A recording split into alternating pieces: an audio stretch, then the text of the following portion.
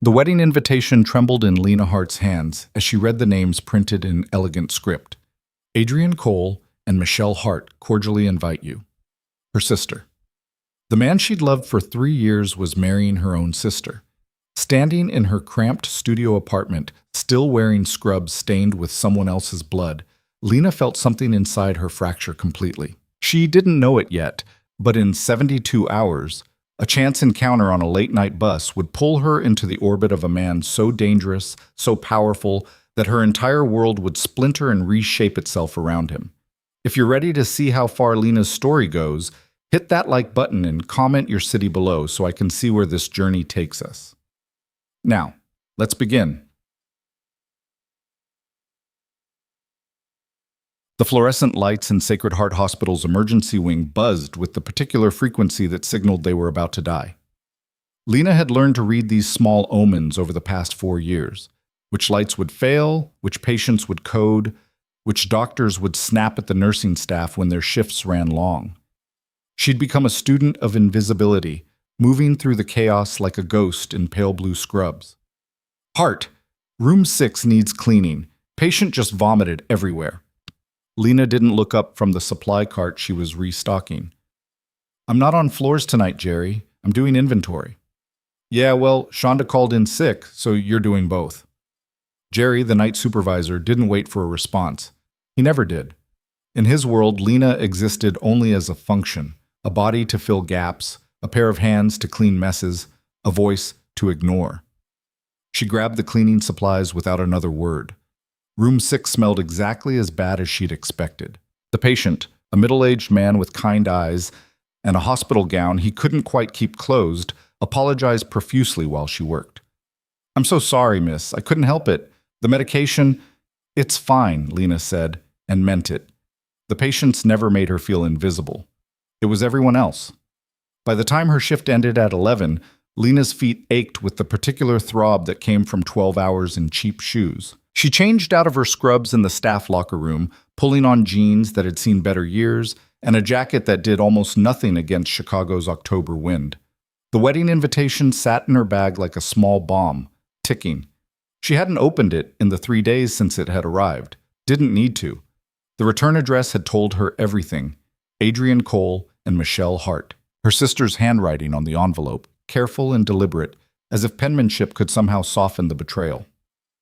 The bus stop was deserted at this hour. Lena huddled against the wind, checking her phone out of habit. No messages, no missed calls.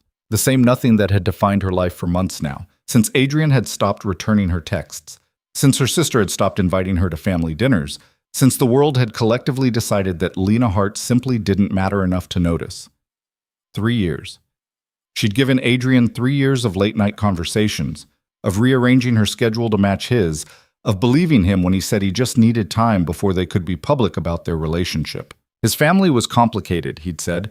His business dealings required discretion. She'd understood, or thought she had. The number 47 bus wheezed to a stop, its doors opening with a hydraulic sigh.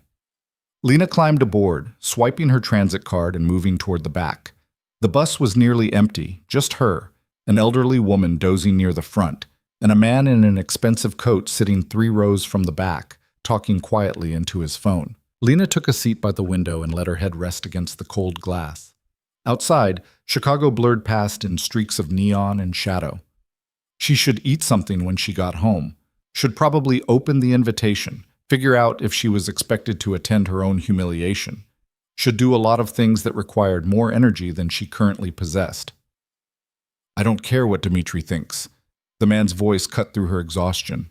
The shipment goes through our channels, or it doesn't go through at all. Lena's eyes flicked toward him reflexively. He sat with the casual confidence of someone who'd never questioned his right to occupy space, one arm draped over the seat back, his coat open despite the cold. Dark hair, sharp features, the kind of face that belonged in magazines or museums, early 30s maybe. The phone pressed to his ear looked like it cost more than Lena's monthly rent. Tell him if he wants to play territorial games, he can explain to Volkov why the timeline got pushed back. A pause. Exactly. I thought so. He ended the call with a sharp tap and sat back, his gaze drifting to the window. For a moment, Lena thought that would be it. Two strangers sharing a late-night bus, each locked in their own private universe. Then the bus lurched over a pothole, and Lena's bag slipped from her lap, contents spilling across the aisle. Phone, wallet, chapstick, and the wedding invitation, sliding to a stop directly at the stranger's feet. "Damn it," Lena muttered, already moving to gather everything. But he was faster. He bent down, collecting her scattered belongings with efficient grace. When his fingers closed around the invitation, he paused, his eyes scanning the visible text before he could stop himself. Adrian Cole and Michelle Hart. He read it aloud, his voice carrying an accent Lena couldn't quite place. European, maybe Italian? His eyes lifted to hers, something sharp and assessing in their dark depths. "You know them? Can I have that back, please?" Lena reached for the invitation, but he held it just out of reach, still studying her face. "Which one are you to them?" "That's really none of your business." "You're right." He handed everything back to her, but didn't look away. "But you're on a bus at midnight looking like someone just told you the world ended, and that invitation is bent like you've been crushing it in your fist for days. So I'm guessing you're not exactly thrilled about this wedding." Lena shoved everything back into her bag. "Thanks for your help." "The sister." He said it like he'd just solved a puzzle. "You're the sister." Her head snapped up. "How could you possibly—" "Hart, same last name on the invitation. And you have that look people get when family carves pieces out of them." He leaned back in his seat, studying her with unsettling focus. "So which one broke your heart? Adrian or Michelle?" "Both."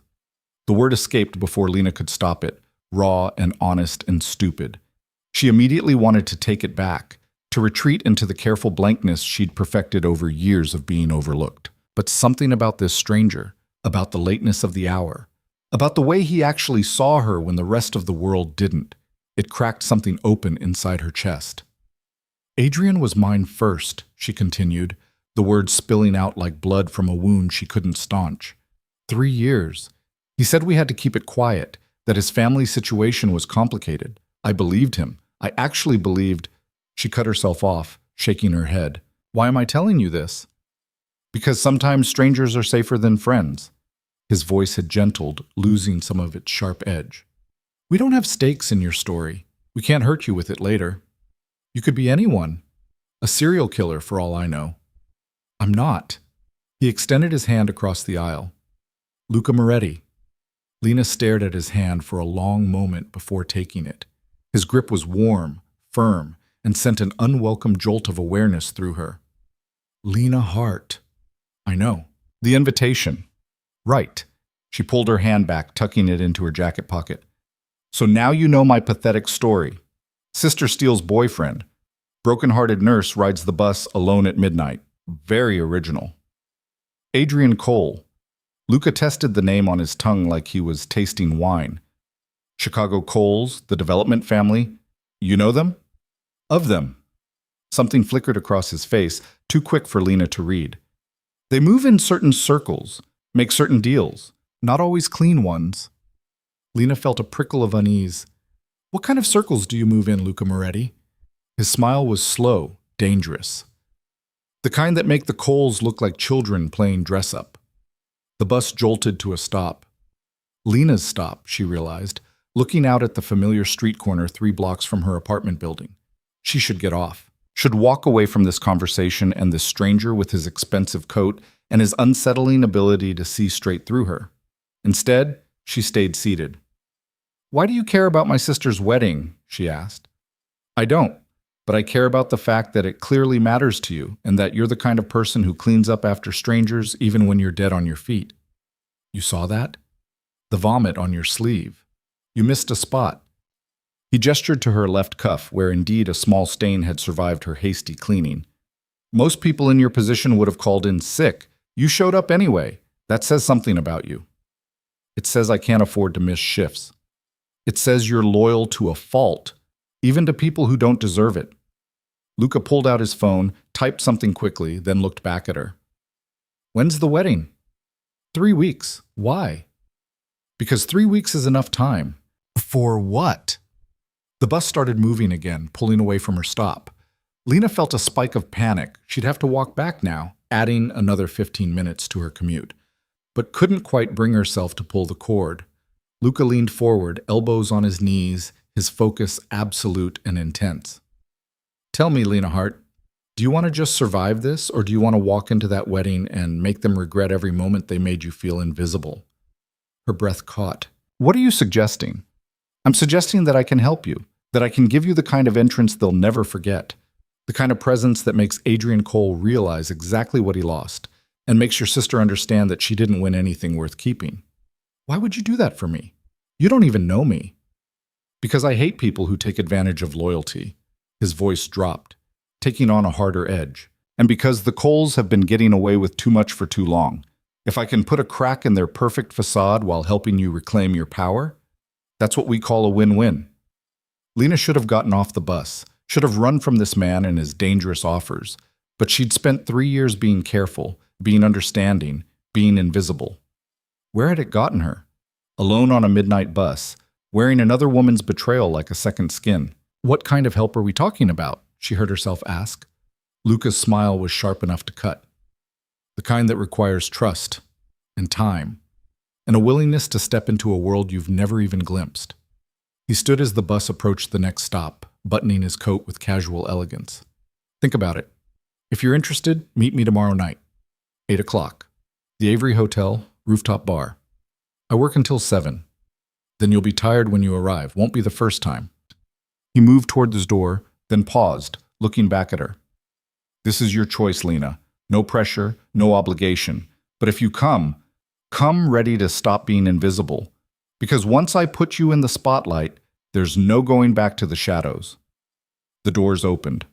Luca stepped off into the night, leaving Lena alone with the sleeping woman and the bus driver and a choice that felt impossibly huge. She rode the bus for 3 more stops before getting off, walking the half-mile back to her apartment in a daze. The wedding invitation felt heavier in her bag now, weighted with possibility. The next morning came too early, dragging Lena from dreams she couldn't quite remember into the harsh reality of her alarm clock. 6 a.m.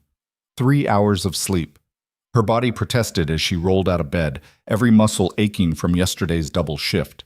Her phone showed 2 missed calls from her mother. Lena deleted the notifications without listening to the voicemails.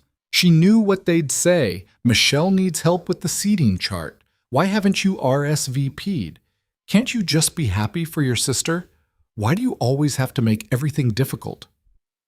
The studio apartment looked especially bleak in the morning light. One room serving as bedroom, living room, and kitchen, with a bathroom so small she had to stand sideways to close the door.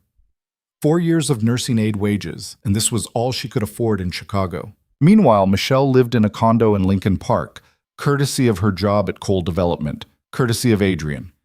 Lena made coffee with hands that shook slightly. She hadn't slept well, her mind replaying the conversation with Luca Moretti over and over. The Avery Hotel, 8 o'clock, a chance to stop being invisible. It was insane. He was a stranger. He could be dangerous, criminal, worse. Everything about the offer screamed red flags. But then she thought about Adrian's face the last time they'd spoken. 3 months ago at a coffee shop he'd chosen specifically because it was far from anywhere they might be seen. He'd looked uncomfortable, fidgeting with his cup while he explained that things were getting complicated, that maybe they should take a break, that it wasn't her, it was just timing. 2 weeks later, she'd seen the photos on Michelle's Instagram, her sister and Adrian at some charity gala, his arm around her waist, both of them smiling like they'd invented happiness. Lena had called Michelle once. How long? She'd asked when her sister finally answered. Lena, I can explain. How long have you been sleeping with my boyfriend? He was never really your boyfriend, though, was he? Michelle's voice had been gentle, pitying. I mean, you two were never public, never official. He told me you guys were more like friends with an understanding. I loved him. I know. But Lena, sweetie, you have to understand. Adrian and I, we make sense. Same social circles, same goals, same world. You and him, that was never going to work long term. You had to know that. Lena had hung up, hadn't spoken to Michelle since. Hadn't spoken to anyone since, really. She'd let herself drift further into invisibility, going through the motions of her life like a ghost haunting her own existence. The coffee tasted bitter, but she drank it anyway. 8 o'clock. The Avery Hotel. She had 12 hours to decide if she was brave enough or desperate enough to show up. The day shift at Sacred Heart was chaos. A multi-car pileup on the expressway flooded the ER with trauma cases, and Lena found herself pulled in a dozen directions at once. She restocked supplies, cleaned rooms, assisted where she could, and tried not to think about the clock ticking toward 8 p.m. During her lunch break, she Googled Luca Moretti.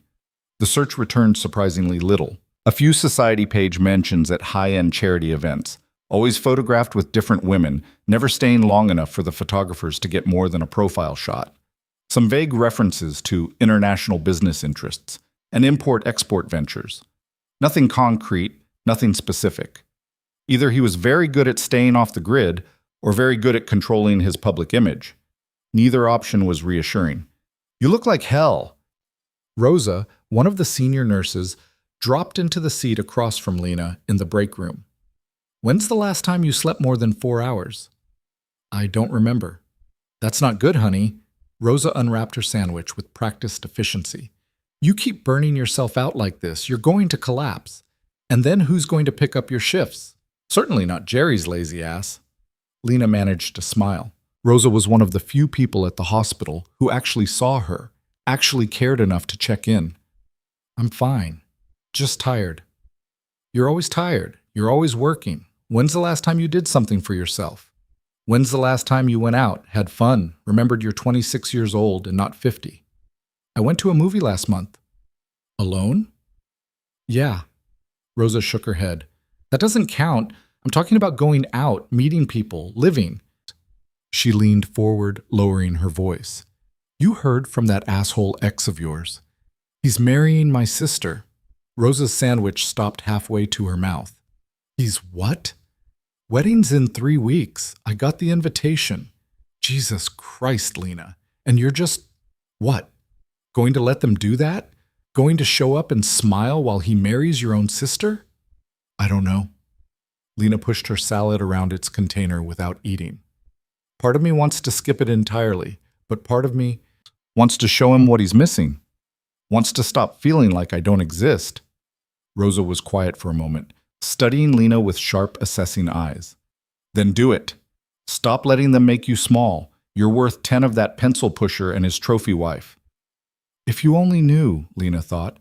"If you only knew there was a man offering to help me do exactly that. And I'm too scared to take him up on it."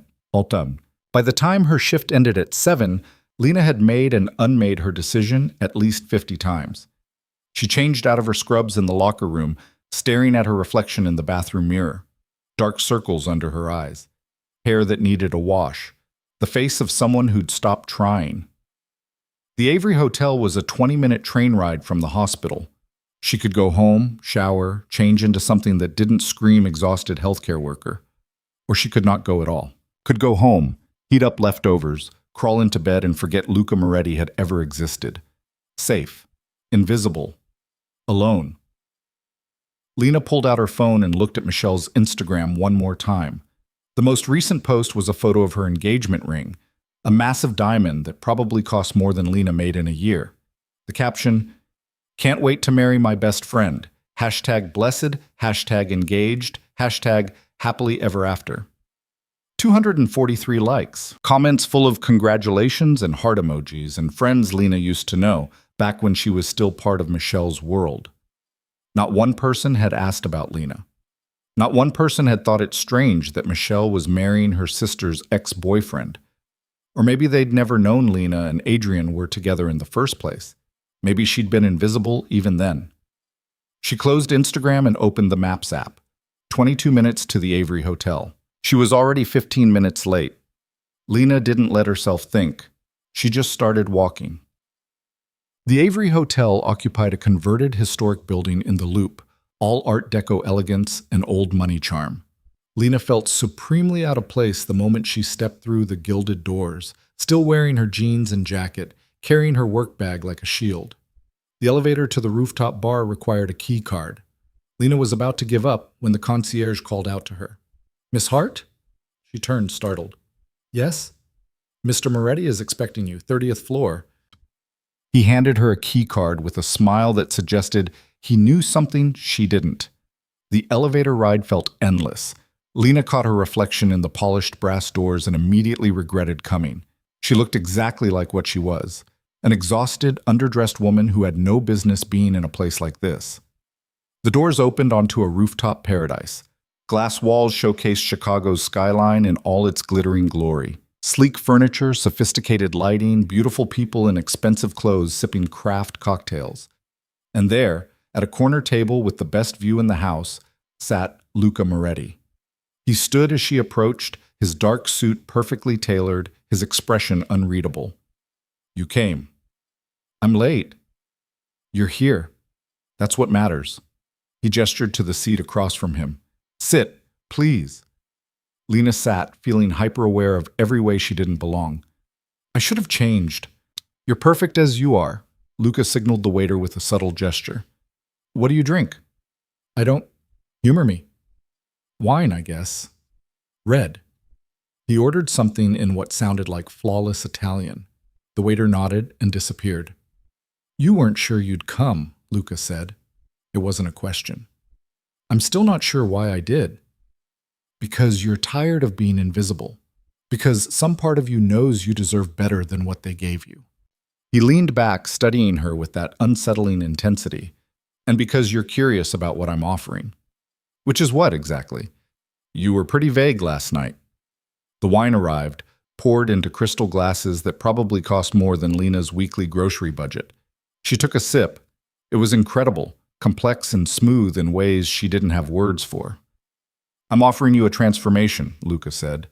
3 weeks to become someone they can't ignore. Someone who walks into that wedding and owns the room. Someone who makes Adrian Cole realize he traded a diamond for broken glass. How? Clothes, styling, presence. I have resources, Lena. People who can help you look like you belong in any room you walk into. But more than that, I can teach you how to command attention, how to move through the world like it owes you something, because it does. In exchange for what? There had to be a catch. Men like Luca Moretti didn't help struggling nurses' aides out of charity. His smile was sharp. Smart question. In exchange for your time, your trust, and your willingness to be seen with me. Seen with you where? Everywhere. The wedding, obviously, but also dinners, events, places where the right people will notice, places where word will get back to Adrian that you've moved on, moved up. He took a sip of his wine. "I need someone on my arm for certain appearances. Someone real, not the usual social climbers and gold diggers. You need to stop being invisible. We can help each other." This sounds like Pretty Woman. Except you're not a prostitute, and I'm not looking for a fairy tale. This is a business arrangement that happens to benefit us both. At the end of 3 weeks, you walk into that wedding looking like a force of nature, and I get what I need from being seen with you. Then we part ways, and you go back to your life with your head held high. Lena turned her wine glass, watching the liquid catch the light. "What do you get out of being seen with me? Specifically, me?" The Coles think they're untouchable. They think they can do what they want, take what they want, with no consequences. I want to show them they're wrong. And you, Lena Hart, are the perfect way to do that. So this is about revenge on Adrian. This is about justice. There's a difference. Luca's voice hardened. The Coles aren't just real estate developers. They're sharks who destroy people and communities to line their pockets. They've cost people their homes, their livelihoods. And they smile while they do it. And you're what? Some kind of vigilante? I'm someone who believes in consequences. Someone who believes people like Adrian shouldn't get to walk away clean while people like you pick up the pieces. He leaned forward. But make no mistake, this is your choice. If you want to walk away right now, you can. No hard feelings. But if you stay, if you agree to this, I need your full commitment. Half measures won't work. Lena's phone buzzed. She glanced at it reflexively. Her mother, calling again. She silenced it. What would I have to do? She asked. First, we get you out of that apartment and into somewhere worthy of you. Then shopping, styling, preparation. I'll need you available for dinners 3 or 4 nights a week. Some will be private, just us. Others will be at places where we'll be seen. You'll need to look comfortable in my world. like you belong there. I'm a nurse's aide, Luca. I don't belong in your world. Yet. His eyes held hers. You don't belong there yet. But you will. The skyline glittered beyond the glass, 1,000 promises Lena had never dared reach for. She thought about her studio apartment, her endless shifts, the way people looked through her like she was made of air. She thought about Michelle's Instagram, Adrian's smile, 3 years of love she'd given to someone who'd thrown it away like garbage. If I say yes, Lena said slowly, I need to know what I'm really getting into. Not the fairy tale version, the truth. Who are you really? Luca was quiet for a long moment. Then he set down his wine glass and met her eyes with absolute directness. I'm someone who operates in the spaces between legal and illegal. Someone who makes deals that benefit people who can't make them for themselves. I'm not a good man, Lena. I've done things that would horrify you. But I have a code, and I keep my word, and I protect what's mine. I wouldn't be yours. No. But for 3 weeks, you'd be under my protection, which means no one touches you, no one hurts you, and anyone who tries answers to me. That's the one guarantee I can give you. Absolute safety. Lena laughed, a short, bitter sound. The irony of needing protection from a dangerous man. The world is full of ironies. Luca stood, buttoning his suit jacket. I need your answer, Lena. Are you in, or are you out? This was insane. He was basically a criminal, by his own admission. This could go wrong in 100 different ways. She should say no, should go back to her safe, invisible life, should stop reaching for things that weren't meant for girls like her. But she was so tired of being invisible, so tired of being the one who got left behind. Lena stood, her legs unsteady. I'm in. The smile that crossed Luca's face was triumphant, predatory, and somehow gentle all at once. Good. We start tomorrow. Be ready at 6.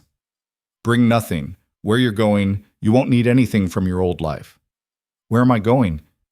Somewhere you can finally breathe.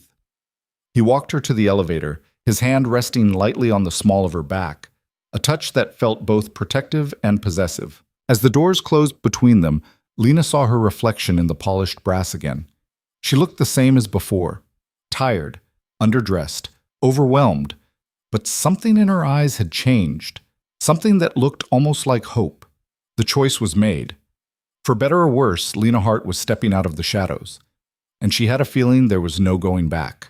Lena spent the night staring at her ceiling, wondering if she'd just made the biggest mistake of her life.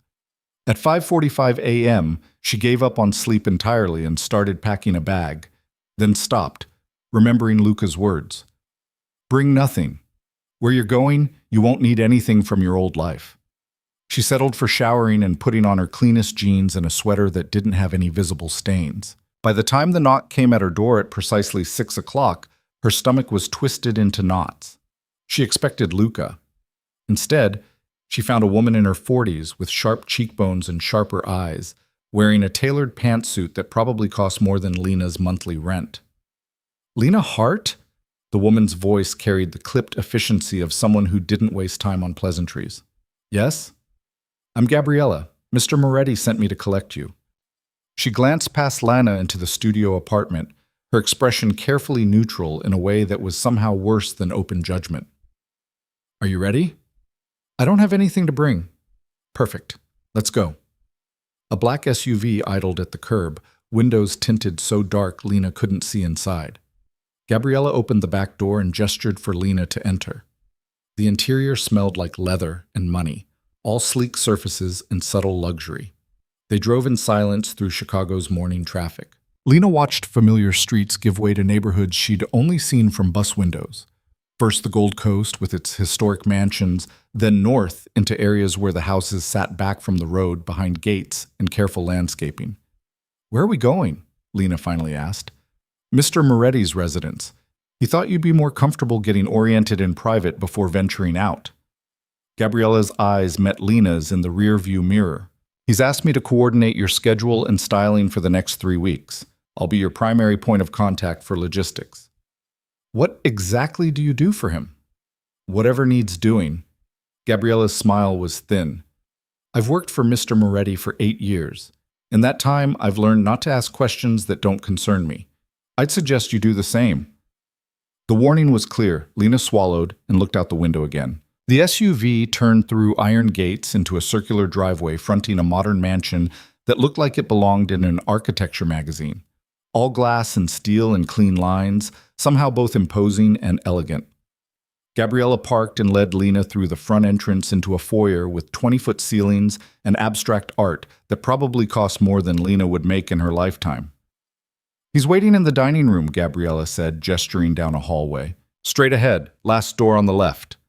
Lena found Luca at the head of a table that could seat 12, coffee in hand, reading something on his tablet. He looked up as she entered, and his expression softened almost imperceptibly. "You came. You say that like you weren't sure I would. I'm never sure of anything until it happens." He set down his tablet and stood. "Sit. Have you eaten?" "I'm not hungry." "That wasn't the question." He pulled out a chair for her, and Lena sat mostly because her legs felt unsteady. A moment later, a woman in a white chef's coat appeared with plates, scrambled eggs, toast, fresh fruit arranged like art. "I really can't." "You're running on 3 hours of sleep and adrenaline. Eat." Luca's tone allowed no argument. He sat back down, watching her with that intensity that made her feel simultaneously seen and exposed. Lena picked up her fork. The eggs were perfect, buttery and light. She ate mechanically, aware of his gaze but trying to ignore it. "Gabriella will take you shopping today," Luca said. "Clothes, shoes, whatever you need. Don't look at price tags. If you like it, get it." "I can't afford." "I can. This is part of our arrangement, remember? You need to look the part." "The part of what exactly? Your girlfriend?" "My equal." He leaned back, coffee cup cradled in his hands. "When we walk into a room together, I need people to see a woman who belongs there. A woman who chose to be with me because she wanted to, not because she needed to. That means you need to feel comfortable in expensive clothes, expensive restaurants, expensive everything." Lena set down her fork. "This is insane. A week ago I was cleaning bedpans. Now I'm sitting in a mansion eating eggs that probably cost $20 a plate. 30, actually. The chef uses truffle butter." Luca's smile was brief. "And yes, it's insane, but you agreed to it. So now you have a choice. You can spend the next 3 weeks fighting this every step of the way, or you can lean into it. See what it feels like to stop struggling for 5 minutes." "I don't know how to stop struggling. It's all I've ever done." "Then learn." He stood, buttoning his suit jacket. "I have meetings until 4. Gabriella will take care of you today. Tonight, we have dinner. Just the two of us. I'll need you ready by 7. Ready for what?" "To start becoming someone Adrian Cole wishes he'd kept." He left before she could respond, his footsteps echoing down the hallway. Lena sat alone at the enormous table, surrounded by luxury she didn't understand and couldn't quite trust, and wondered what the hell she'd gotten herself into. Gabriella reappeared 10 minutes later. "Finished? Good. We have a lot to do." The next 6 hours were a blur. Gabriella drove them to Michigan Avenue and led Lena through stores she'd only ever walked past, too intimidated to even look in the windows. Nordstrom. Boutiques with no visible price tags and staff who sized Lena up the moment she walked in, their expressions shifting from dismissive to attentive the instant Gabriella dropped Luca's name. "Try this. And this." "No, not that color. It washes you out. This one." Gabriella moved through the racks with military precision, building outfits Lena couldn't imagine wearing. Silk blouses and tailored pants and dresses that hugged curves Lena didn't know she had. In the dressing room, Lena stared at her reflection in a navy dress that fit like it had been made for her. She looked different, polished, put together. Almost like she belonged in places like this. "It's perfect," Gabriella said from outside the curtain. "We'll take it. And the black one. And the emerald. This costs $800. And that's more than my rent." "Your rent is depressing. The dress is an investment." Gabriella's voice was matter-of-fact. "Mr. Moretti is trying to help you. Let him." By the time they returned to the mansion, the SUV's trunk was full of shopping bags. Lena felt simultaneously exhausted and wired, her mind spinning with price tags and fabric textures and the surreal reality of her new circumstances. A different woman greeted them at the door, younger than Gabriella, with kind eyes and an accent Lena couldn't place. I'm Ines. I'll show you to your room. My room? Mr. Moretti thought you'd be more comfortable staying here during the preparation period. Less commuting, more time to focus. Gabriella's tone suggested this wasn't up for debate. Ines led Lena upstairs to a guest suite that was larger than her entire studio apartment. Floor-to-ceiling windows overlooked a garden Lena hadn't noticed from the front, a king bed with white linens, a bathroom with a soaking tub and a shower that had more settings than her car. I've drawn a bath for you, Ines said. Gabriella mentioned you'd had a long day. Relax, take your time. I'll have your new clothes hung and steamed by the time you're finished. Lena waited until Ines left, then sank onto the bed, overwhelmed. This was too much. All of it. The clothes, the room, the casual wealth that surrounded her like water. She didn't belong here. But when was the last time she'd belonged anywhere? She took the bath because her body ached and because the water looked too inviting to refuse. The tub had jets and filled with water that stayed perfectly hot.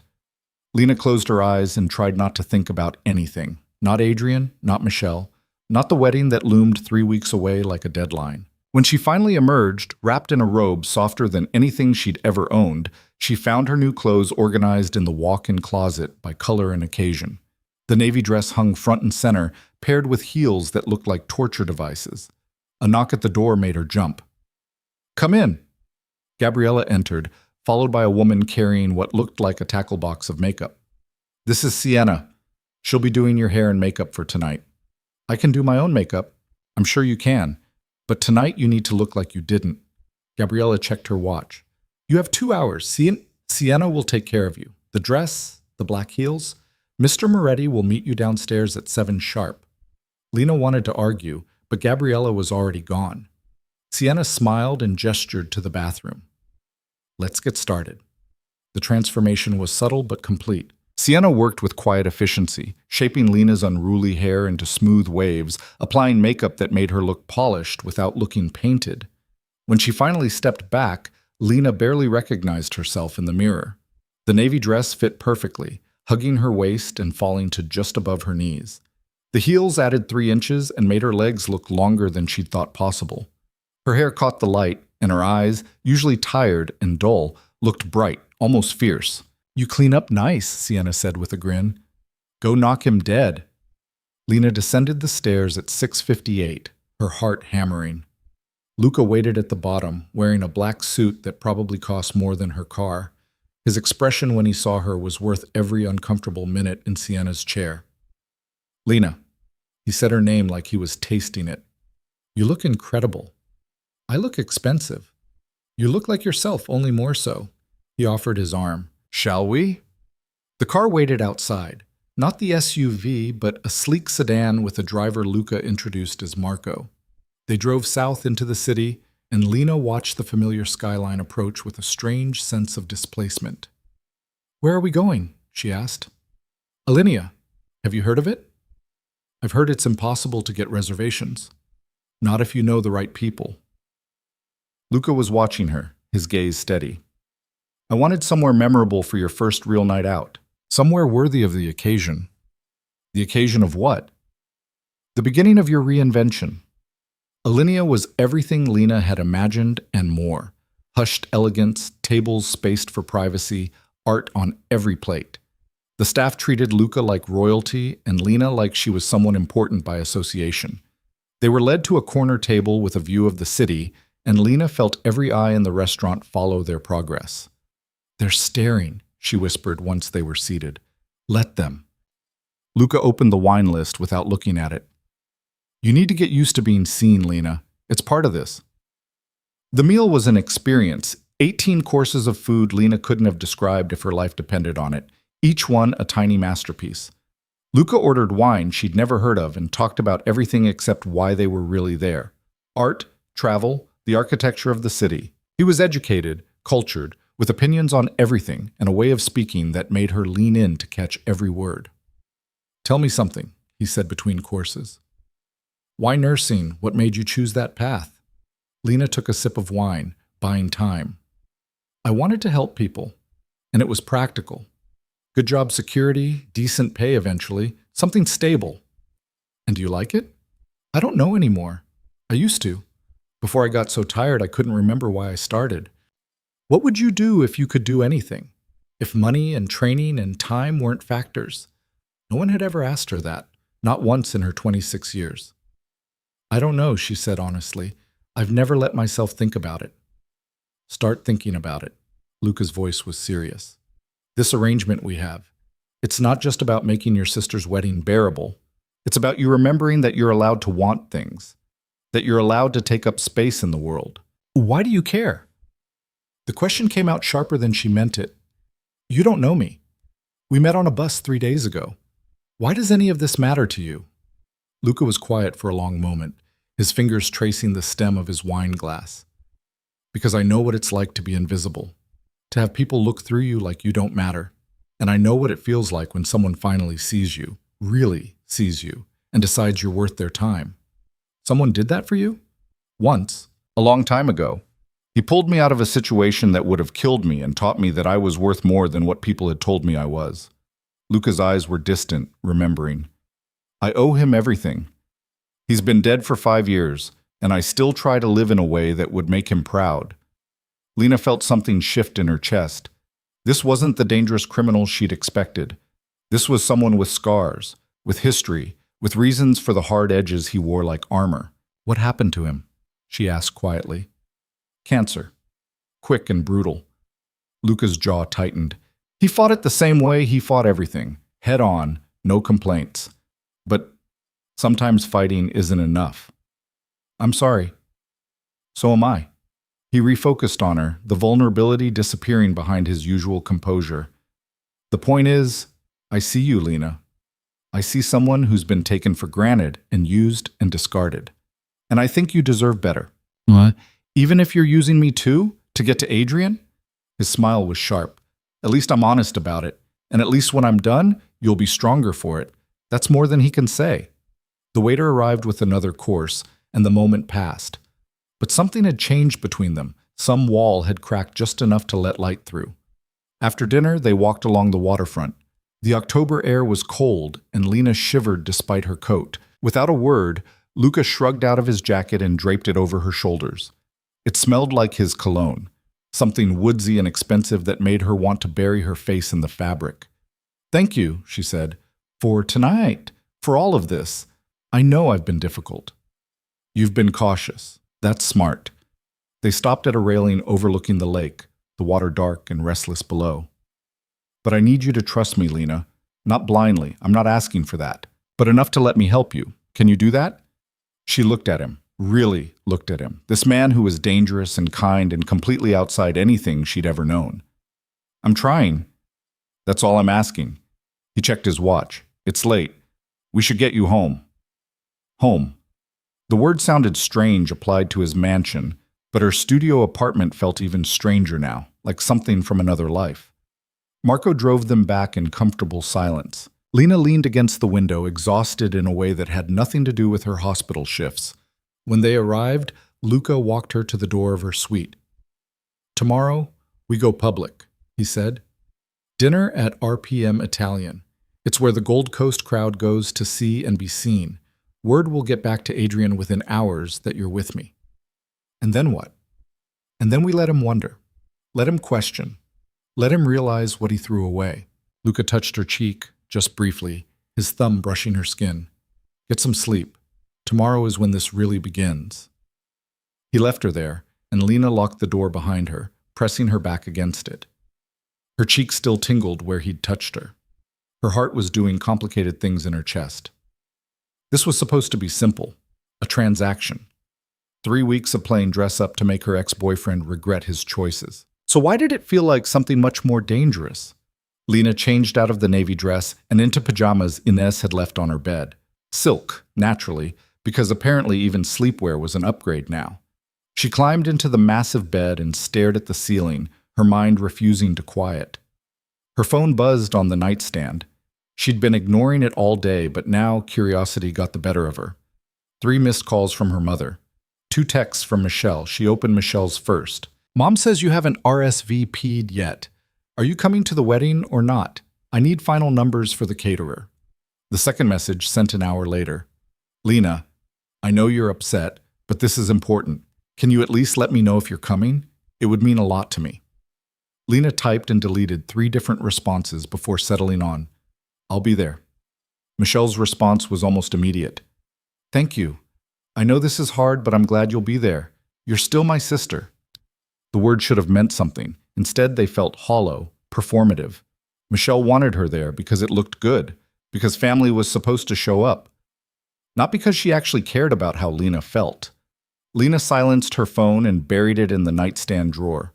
Tomorrow she'd face the world on Luca's arm, and everything would change. Tonight, she just needed to sleep. But sleep wouldn't come. Every time she closed her eyes, she saw Luca's face when he'd talked about the man who saved him. Saw the vulnerability he'd let slip for just a moment before locking it away again. He was dangerous. He'd admitted as much. He operated in gray areas, made deals that probably ruined lives, surrounded himself with people like Gabriella who knew not to ask questions.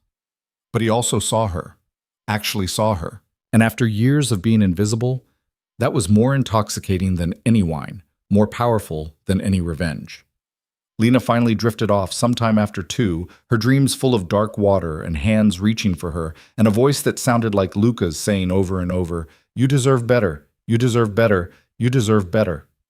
The next morning, Gabriella appeared at 8 sharp with coffee and a schedule.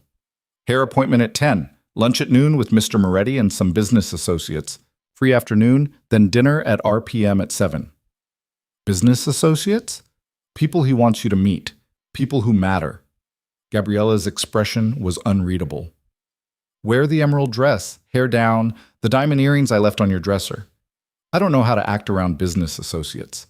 Then don't act, just be yourself. He specifically requested that. Gabriella paused at the door. And Lena? Don't be intimidated. These people are no better than you. They've just been pretending longer. The hair appointment was at a salon where Lena was pretty sure they didn't take walk-ins from anyone making less than 6 figures. A stylist named Marcus spent 2 hours transforming her hair from serviceable to stunning, cutting and coloring and styling until she barely recognized herself. Lunch was at a steakhouse where Luca introduced her to 3 men in suits who talked about import regulations and shipping manifests in a way that made Lena's head spin. She mostly stayed quiet, but when one of them asked her opinion on labor conditions in nursing, she found herself speaking up. The problem isn't that nurses are lazy or incompetent, she said, surprising herself with her own conviction. It's that the system is designed to burn them out. Impossible patient ratios, mandatory overtime, administration that treats staff like they're disposable. You can't provide good care when you're running on empty. The men listened, actually listened, and when they responded, they addressed her directly, with respect. She's smart, one of them said to Luca as they were leaving. Keep her around. I intend to, Luca replied, his hand warm on Lena's back. The afternoon passed in a haze of preparation. Sienna did her makeup again and Gabriella helped her into the emerald dress, a stunning thing that made her skin glow and her eyes look impossibly green. By the time Luca knocked on her door at 6:45, Lena was as ready as she'd ever be. His expression when he saw her made her breath catch. Every time I think you can't possibly look more beautiful, you prove me wrong. It's just expensive clothes and good lighting. It's you finally letting yourself be seen. He offered his arm. Ready to show Chicago what they've been missing? RPM Italian was packed with exactly the kind of people Luca had promised. Old money and new money and people who wanted everyone to know they had money. They walked in and heads turned. Lena felt every eye on her, assessing, judging, wondering who she was and why Luca Moretti had her on his arm. Let them wonder. Their table was in the center of the room, deliberately visible. Luca ordered for both of them in flawless Italian, and the waiter practically bowed as he retreated. You speak Italian, Lena said. I am Italian. First generation. My parents immigrated when I was 5. He poured wine for both of them. You're doing well, by the way. I can see people trying to figure out who you are. Does it matter? It matters that they're looking, that they're talking, that tomorrow, when someone mentions my name to Adrian, they'll also mention the stunning woman I had with me at dinner. His smile was satisfied. The game has begun. Halfway through their meal, a woman approached their table, 40-something, dripping in jewelry, with the kind of smile that didn't reach her eyes. Luca! Darling, I didn't know you'd be here tonight. Margot. Luca stood, kissing her cheek with practiced charm. Always a pleasure. This is Lena Hart. Lena, Margot Sinclair. She runs the Sinclair Foundation. Margot's eyes raked over Lena with barely concealed curiosity. Hart. Any relation to Michelle Hart? She works with the Coles, doesn't she? Lena's stomach dropped, but she kept her voice steady. She's my sister. Oh. Margot's smile sharpened. How lovely. I didn't realize you were in Chicago, dear. Michelle talks about you sometimes, though she never mentioned you were seeing anyone, especially someone like Luca. If it's recent, Luca said smoothly, his hand finding Lena's under the table. Very recent, but some things you just know, don't you? Indeed. Margot's gaze lingered on their joined hands. Well, I won't keep you. Lovely to meet you, Lena. I'm sure we'll be seeing more of each other. She glided away and Lena realized she'd been holding her breath. That, Luca said quietly, was exactly what we needed. Margot Sinclair's the biggest gossip in Chicago society. By tomorrow morning, everyone will know you're with me, including Adrian and Michelle. Is that good? That's perfect. He squeezed her hand. You handled her beautifully. I feel like I'm going to throw up. Breathe. You're doing fine. Better than fine. His thumb traced circles on her palm, and Lena felt heat spread up her arm. Trust the process. They finished dinner under the weight of a dozen curious stares. By the time they left, Lena's face hurt from smiling, and her feet screamed in the too high heels. In the car, she finally let herself slump. How do people live like this? The constant performance, the always being on? They get used to it. You will too. Luca was quiet for a moment. But for what it's worth, I thought you were incredible tonight. Natural, poised, completely yourself. That's rarer than you think. I was terrified the entire time. So was I, the first time someone pulled me into that world. But you learn to wear it like armor. Eventually, it stops feeling like a costume. When they arrived back at the mansion, Lena kicked off her heels in the foyer and groaned with relief. Luca laughed, actually laughed, and the sound was warmer than she'd expected. Come on, he said. I want to show you something. He led her through the house to a set of French doors she hadn't noticed before. They opened onto a terrace overlooking the garden, lit by subtle landscape lighting that made everything look like a dream. I come out here when I need to think, Luca said, leaning against the railing, when the world gets too loud. Lena joined him, the stone cool under her bare feet. It's beautiful. I had it designed to be peaceful, a counterbalance to everything else. They stood in comfortable silence, and Lena realized this was the first time she'd felt truly at ease since agreeing to this insane arrangement. Thank you, she said quietly. For tonight. For seeing this through. We're just getting started. Luca turned to face her, his expression serious in the dim light. But I need to know something, Lena. Are you still doing this just to get back at Adrian, or has it become something more? The question hung between them, dangerous and important. I don't know, Lena admitted. I thought I knew what I was doing when I said yes, but now… She trailed off, unsure how to finish. Now? Now I'm not sure what's real and what's performance anymore. Luca reached out, tucking a strand of hair behind her ear. The gesture was gentle, almost tender. Then figure it out. Because in 2.5 weeks you're going to walk into that wedding and you need to know exactly what you want from this. From me. From yourself.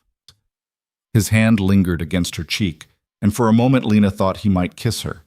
Part of her wanted him to. Part of her was terrified of what it would mean if he did, but he stepped back, breaking the moment. Get some rest. Tomorrow we have a charity gala. Black tie. The Coles will be there. Lena's heart stuttered. Adrian will be there? And Michelle. And everyone who matters in Chicago society. It's time to show them what you've become. He left her on the terrace, and Lena stood alone under the stars, wondering if she was strong enough for what came next. Lena didn't sleep. She lay in the massive bed watching shadows crawl across the ceiling, her mind running loops around the same question. What did she want? Revenge felt too simple now, too small for what was happening inside her chest. She wanted Adrian to see what he'd lost, yes, but more than that, she wanted to see it herself.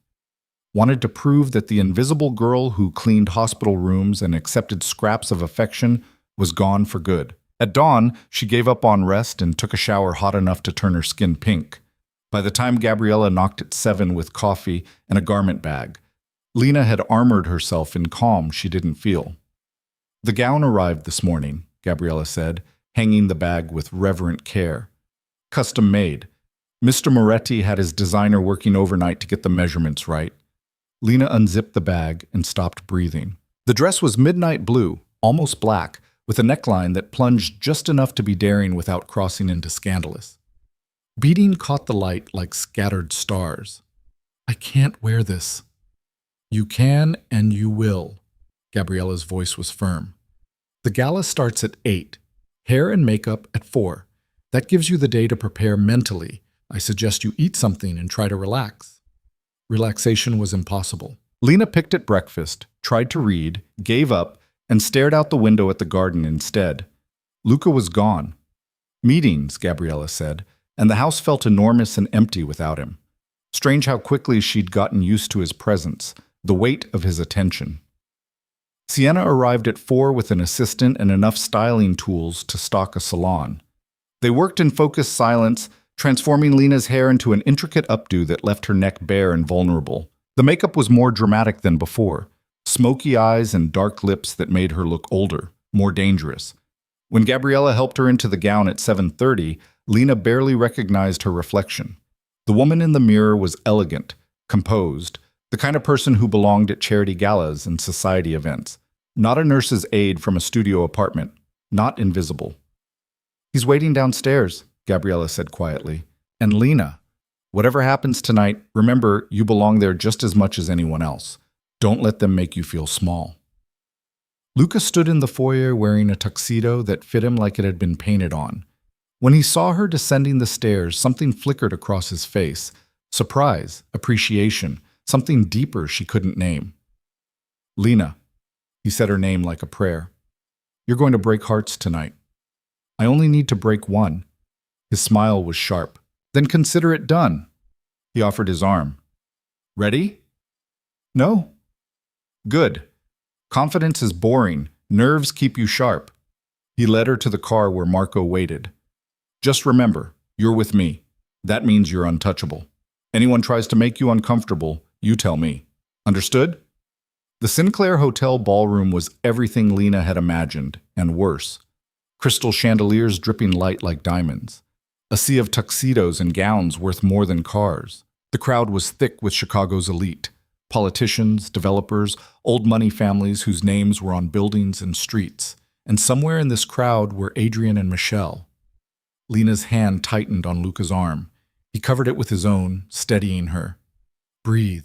We walk in, we make our presence known, we let them come to us.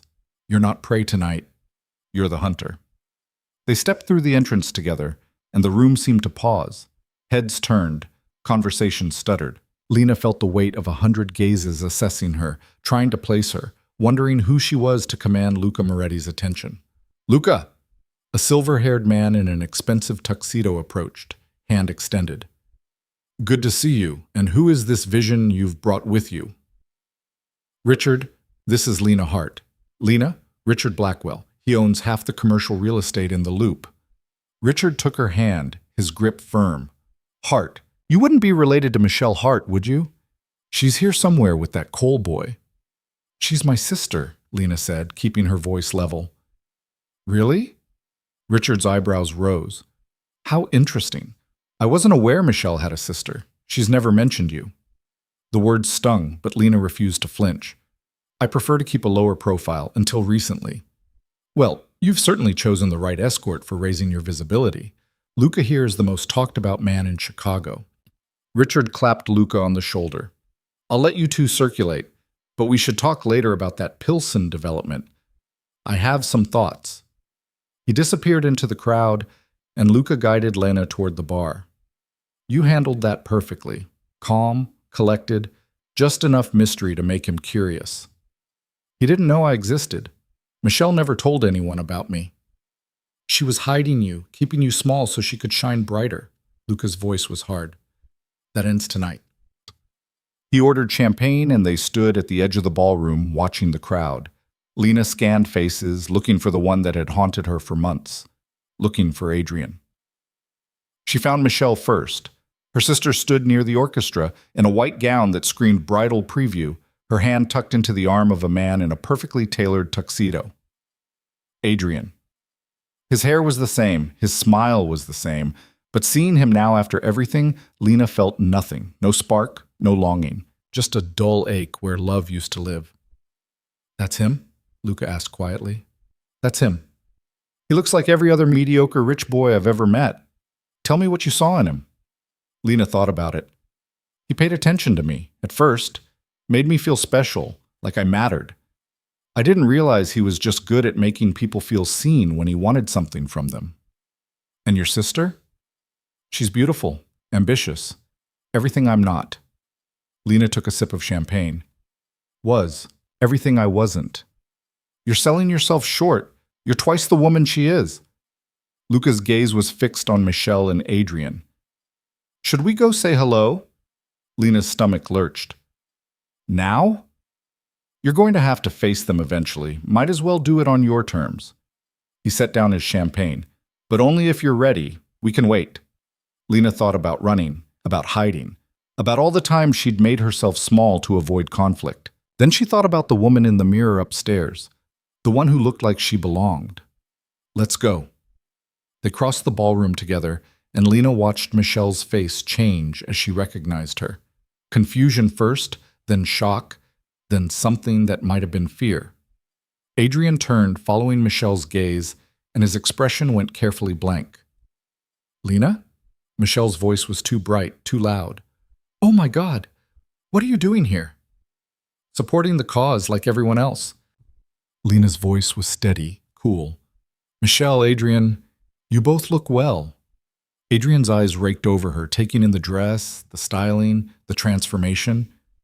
"You look different." "I've had some changes in my life recently." Lena felt Luca's hand settle on the small of her back, possessive and warm. "Michelle, Adrian, this is Luca Moretti. Luca, my sister Michelle, and her fiancé Adrian Cole." Luca's smile was all teeth. "Ah yes, the happy couple. Congratulations on your upcoming nuptials. When is it again?" 2.5 weeks, Michelle said, her eyes darting between Lena and Luca. "Lena, I didn't know you were seeing anyone. You didn't mention it when you texted." "It's new, very new. But sometimes you just know, right?" The echo of Luca's words from RPM felt intentional, pointed. Adrian cleared his throat. "Moretti. I've heard that name. You're in import/export?" "Among other things. And you're in development, I understand. Coal development. Your family's been making quite a name for themselves." Something in Luca's tone made Adrian stiffen. "We do good work. Revitalizing neighborhoods, creating affordable housing. Is that what you call it?" Luca's smile never wavered. "I've seen some of your projects. The West Side development that displaced 300 families. The South Loop condos that were supposed to be 40% affordable, but somehow ended up being luxury units. Very impressive." Adrian's jaw tightened. "You don't know what you're talking about." "Don't I? I make it my business to know exactly what people like you do. How you exploit loopholes, bribe inspectors, push people out of homes they've owned for generations." Luca's voice was pleasant, conversational, but his eyes were ice. "Your family has built an empire on other people's losses. That's not development. That's theft with better PR." "Luca," Lena said quietly, touching his arm, not because she disagreed, but because Michelle was looking at her with something like horror. "You're out of line, Mia," Adrian said, his face flushed. "Who the hell do you think you are?" "Someone who doesn't hide behind charitable donations and society events to pretend he's a good person." Luca's hand tightened on Lena's back. "But forgive me. This is supposed to be a celebration. Michelle, congratulations again. I'm sure the wedding will be lovely." He guided Lena away before either of them could respond. Her heart was pounding, adrenaline making her hands shake. "That was too much," she said when they were out of earshot. "That was exactly enough. He needed to know you're not alone anymore, that you have someone who sees exactly what he is." Luca's expression was fierce, and he needed to know that I'm watching him. "You made an enemy." I already was one. I just made it official. He caught her hand, steadying her. Are you all right? I don't know. That felt good and terrible at the same time. That's how the truth usually feels. They circulated through the ballroom, and Lena felt eyes following them everywhere. Word was spreading. Margot Sinclair was there, whispering to anyone who would listen. By the time dinner was served, half the room knew that Michelle Hart's unknown sister had shown up on Luca Moretti's arm, looking like a force of nature. Lena barely tasted the food. She was too aware of Michelle and Adrian 3 tables away, too conscious of the whispers, too focused on not falling apart. But Luca kept her anchored, his presence solid and grounding. You're doing beautifully, he murmured during the salad course. Look at you. Look at how far you've come. I feel like I'm going to shatter. Then shatter. I'll help you pick up the pieces. His hand found hers under the table. But I don't think you will. You're stronger than you know. After dinner came dancing. The orchestra played something slow and old-fashioned, and couples filled the floor. Luca stood, offering his hand. I don't know how to dance, Lena said. I do. Follow my lead. He led her onto the floor, one hand at her waist, the other holding hers. The steps were simple once Lena stopped thinking and let herself move with him. They swayed together, and for a moment the rest of the room disappeared. Thank you, Lena said quietly. For tonight. For standing up for me. I told you, I protect what's mine. He paused. For the next 2 weeks, at least. The reminder stung more than it should have. This was temporary, an arrangement. When the wedding was over, they'd part ways and Lena would go back to her real life, whatever that looked like now. But dancing with him, feeling the solid warmth of him against her, it didn't feel temporary. It felt like the realest thing she'd experienced in years. The song ended. Luca stepped back, and Lena felt the loss of his touch like a physical thing. Before she could say anything, Michelle appeared beside them. Lena, can we talk? Please, just for a minute? Luca's expression darkened, but Lena touched his arm. It's okay. I'll be right back. She followed Michelle to a quiet corner near the terrace doors. Her sister looked smaller somehow, less certain. The perfect veneer had cracks. What the hell was that? Michelle hissed. You show up here with Luca Moretti dressed like that, letting him insult Adrian to his face? He wasn't wrong, though, was he? About the developments, the displaced families? That's business. It's complicated. You wouldn't understand. Because I'm just a nurse's aide, right? Too stupid to understand real estate? Michelle flinched. I didn't say that. You didn't have to. You've been saying it for years, making me feel small, making me feel like I should be grateful for Adrian's scraps. Lena's voice was low, controlled. Did you know? When you started sleeping with him, did you know about us? Lena, did you know? Michelle's silence was answer enough. I suspected, she finally said, but Adrian said it wasn't serious, that you two were just friends. He said you wanted more than he could give, that he'd been trying to let you down easy. And you believed him because that was easier than admitting what you were doing. I fell in love with him, Lena. I didn't plan it. It just happened. Love, Lena laughed, the sound bitter. You don't know what that word means. You wanted him because he was mine, because taking things from me is what you do. That's not fair. Fair? You want to talk about fair? Lena stepped closer, dropping her voice to barely above a whisper. You've spent our entire lives making me feel invisible, taking credit for my ideas, stealing my friends, making sure Mom and Dad always paid more attention to you. And when I finally found something that was mine, someone who saw me, you took him too, so don't talk to me about fair. Michelle's eyes shimmered with tears that Lena didn't believe for a second. I'm still your sister. Are you? Because sisters don't do what you did. They don't betray each other like that. Lena turned to leave, then stopped. I'll be at the wedding. I'll smile for the photos. But after that, we're done. You don't get to keep me small anymore. She walked away before Michelle could respond, her hands shaking but her head held high. Luca was waiting near the bar, and the moment he saw her face, he was moving. What happened? Nothing, everything. I told her how I felt. Lena took the champagne he offered, downing half of it in one gulp. Can we leave? I can't be here anymore. Of course. He guided her toward the exit, his hand protective on her back. They were almost to the door when a voice stopped them. Moretti. A word. Adrian stood blocking their path, his expression dark. Up close, Lena could see the anger radiating off him, barely controlled. "Cole?" Luca's voice was pleasant, dangerous. "Enjoying your evening? What's your game here? What do you want with Lena?" "That's really none of your business. She's my fiancé's sister. That makes it my business." Adrian's eyes flicked to Lena. "Does he know? About us?" "There is no us," Lena said. "There never really was there?" "Lena, come on, whatever Michelle told you. Michelle didn't tell me anything I didn't already know. You used me for 3 years, Adrian, kept me hidden, made me feel like I wasn't good enough to be seen with you in public. And the whole time you were working up to dumping me for someone more suitable." Adrian had the decency to look uncomfortable. "It wasn't like that." "Then how was it?" He didn't answer, couldn't answer, because they both knew the truth. Luca stepped forward, putting himself partially between Lena and Adrian. "I think this conversation is over. Lena, let's go." "Stay away from her," Adrian said, his voice low. "I know about you, Moretti. The people you work with, the business you do. She doesn't belong in your world, and she belonged in yours. Being hidden, being ashamed, being treated like a secret." Luca's smile was cold. "At least I'm honest about what I am. You're a coward who hides behind family money and a respectable name. That's worse. You have no idea what you're talking about. Don't I?" Luca leaned in closer. "I know exactly what you are, Cole. And here's what's going to happen. You're going to marry Michelle. You're going to smile for the cameras. And you're going to watch Lena walk into that wedding on my arm, looking like a queen, and realize you traded gold for garbage. That's your punishment, living with what you gave up."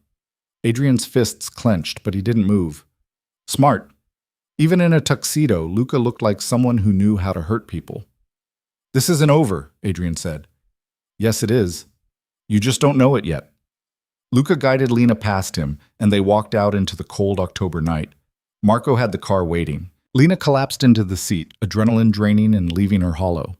Luca slid in beside her, and the moment the door closed, she started shaking. "I can't believe I did that. I can't believe I said those things to her." "You told her the truth. That took courage. It took rage. That's different." Lena pressed her hands to her face. Oh God, the look on her face, the way Adrian looked at me. Like you were someone who mattered, someone with power. Luca pulled her hands away gently. "That's what you wanted, isn't it? To stop being invisible?" "Yes." "No, I don't know." Tears threatened, but Lena forced them back. "I thought it would feel better, getting back at them, but I just feel empty." "Revenge never feels the way you think it will. It's cold comfort at best." Luca was quiet for a moment. "But what you did tonight wasn't just revenge. You stood up for yourself. You drew a line. That's different. That's necessary." The drive back to the mansion passed in silence. When they arrived, Luca walked her to her room like he had every night, but this time he didn't leave. "Can I come in?" he asked. "Just for a minute. I don't want you to be alone right now." Lena nodded, too tired to question it. He followed her inside, loosening his bow tie as she kicked off her heels with a groan of relief. The gown suddenly felt too tight, too heavy. "Help me with the zipper?" She turned her back to him, pulling her hair aside. His fingers brushed her spine as he lowered the zipper, and Lena felt heat flood through her despite her exhaustion. The dress loosened, and she held it against her chest, suddenly aware of how intimate this was, how alone they were. "Thank you," she said, her voice barely above a whisper. "Lena." He turned her to face him, his hands on her shoulders. "What you did tonight, confronting them, standing your ground, that was brave. Don't let anyone tell you otherwise, not even yourself." "I don't feel brave. I feel like I'm falling apart." "Then fall apart. You've earned it." His thumb brushed her cheek, wiping away a tear she hadn't realized had fallen. "But know that when you're ready to put yourself back together, you'll be stronger than before. That's how this works." She looked up at him, this dangerous man who'd somehow become her anchor, and felt something shift in her chest. This wasn't just gratitude. This wasn't just the thrill of transformation. This was something deeper, more dangerous.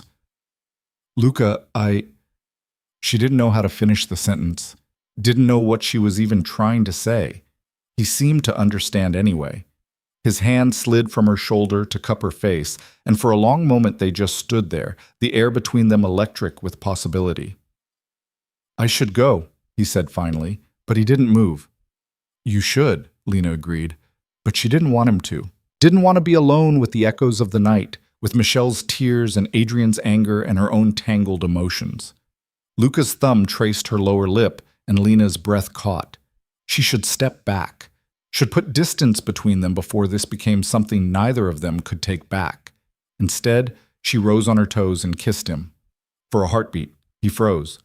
Then his arms came around her, pulling her close, and he was kissing her back with an intensity that stole her breath. It was nothing like kissing Adrian had been. Tentative, always slightly controlled.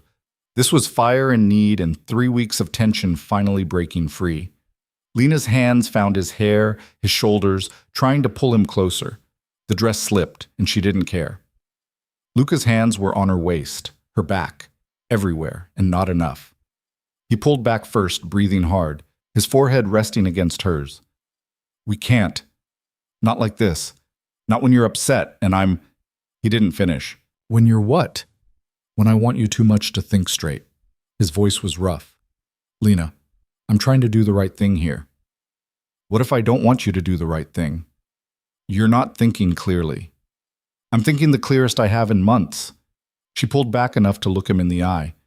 "I know what I'm doing, Luca, and I know what I want." "What do you want?" "You, this, whatever this is." The words felt dangerous and true. Not because of Adrian, not because I'm trying to prove something, because when I'm with you, I feel like I can breathe for the first time in years. His expression was tortured. "Lena, our arrangement, forget the arrangement. Forget the wedding. Forget all of it." She touched his face, feeling the stubble rough against her palm. "Right now, in this moment, I want you. Not for revenge, not for show, just because." He searched her face for a long moment, and Lena saw the moment his control broke. He kissed her again, slower this time, but no less intense, and she felt herself falling into it, into him, into something that felt inevitable and terrifying and right. The dress pooled at her feet. Luca lifted her, and she wrapped her legs around him as he carried her to the bed. Every touch felt electric, every kiss like a promise neither of them was ready to make, but couldn't stop from giving. Later, much later, Lena lay in his arms and stared at the ceiling, trying to process what had just happened, what it meant, where they went from here. "We've complicated things," Luca said quietly, his fingers tracing patterns on her shoulder. "We really have. I should probably apologize, take it back, blame it on the champagne and adrenaline. But you won't." "No." He pressed a kiss to her hair. "I won't, because I'm not sorry." "Me neither." Lena turned to face him. "But what happens now? We still have 2 weeks until the wedding. We still have an arrangement." "The arrangement just changed." His voice was serious. "This isn't pretend anymore, Lena. At least not for me. I need to know if it is for you." "It's not." The admission felt huge, dangerous. "I don't know when it stopped being pretend, but it did. Maybe it never really was. Then we move forward, together, and we figure out what comes after the wedding when we get there." He pulled her closer. "But first we sleep. Tomorrow brings its own problems." Lena closed her eyes, feeling safer and more uncertain than she'd ever been. Somewhere out there, Michelle was probably crying to Adrian about her terrible sister. Adrian was probably plotting how to discredit Luca. Her mother was probably furious about family drama at a charity gala. But here, in Luca's arms, none of that seemed to matter. For the first time in 3 years, Lena felt like she was exactly where she was supposed to be, even if she had no idea where that would lead. Morning came with pale light filtering through curtains Lena had forgotten to close. She woke to find Luca already awake, propped on one elbow, watching her with an expression she couldn't quite read. "How long have you been staring at me?" she asked, her voice rough with sleep. "Long enough to confirm you're real. Part of me thought I'd wake up and find out last night was a fever dream." His hand traced the curve of her shoulder. "We should talk about this." "I know."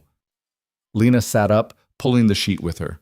In daylight, everything felt more complicated. "But I don't regret it, if that's what you're worried about." "I'm worried about a dozen things. Regret isn't one of them." Luca ran a hand through his hair, and Lena noticed for the first time how tired he looked. Adrian's going to retaliate. After what I said last night, after seeing us together, he's not going to just sit back and accept this. What can he do? Dig into my business. Try to find leverage. Make things difficult. Luca's jaw tightened. I can handle Adrian Cole, but I need to know you're prepared for whatever comes next, because it's going to get ugly. Uglier than my sister marrying my ex-boyfriend while I stand there and watch? Potentially, yes. He caught her hand, his grip firm. Lena, there are things about my life, my work, that you don't know. Things I've kept from you because they're dangerous and dark, and not something I wanted to pull you into. But if we're doing this, really doing this, you need to understand what you're signing up for. Fear twisted in Lena's gut, but she didn't pull away. Tell me. Luca was quiet for a long moment, choosing his words carefully. I told you I operate in gray areas. That's true, but it's also sanitized. The reality is I move money for people who can't move it themselves. I broker deals between parties who would never be in the same room otherwise. Some of those people are legitimate businessmen. Some of them aren't. I don't ask questions about where the money comes from, and they don't ask questions about where it goes. You launder money, among other things. I also handle acquisitions, property, businesses, sometimes information. I have connections in places most people don't even know exist. And yes, some of what I do crosses legal lines. I've never pretended otherwise. Lena absorbed this, trying to reconcile the man who'd held her last night with the criminal he was describing. Have you ever hurt anyone? Physically? No, I'm not violent by nature, but have my actions hurt people indirectly? Probably. Almost certainly. He met her eyes steadily. I'm not a good man, Lena. I've never claimed to be, but I have boundaries. I don't deal in drugs, I don't deal in people, and I don't work with anyone who does. That's my line. Why are you telling me this now? Because Adrian is going to dig. And when he finds things, and he will find things, I need you to hear them from me first. Not from him, not from Michelle, not from some investigative reporter he feeds information to. Luca's thumb traced circles on her palm.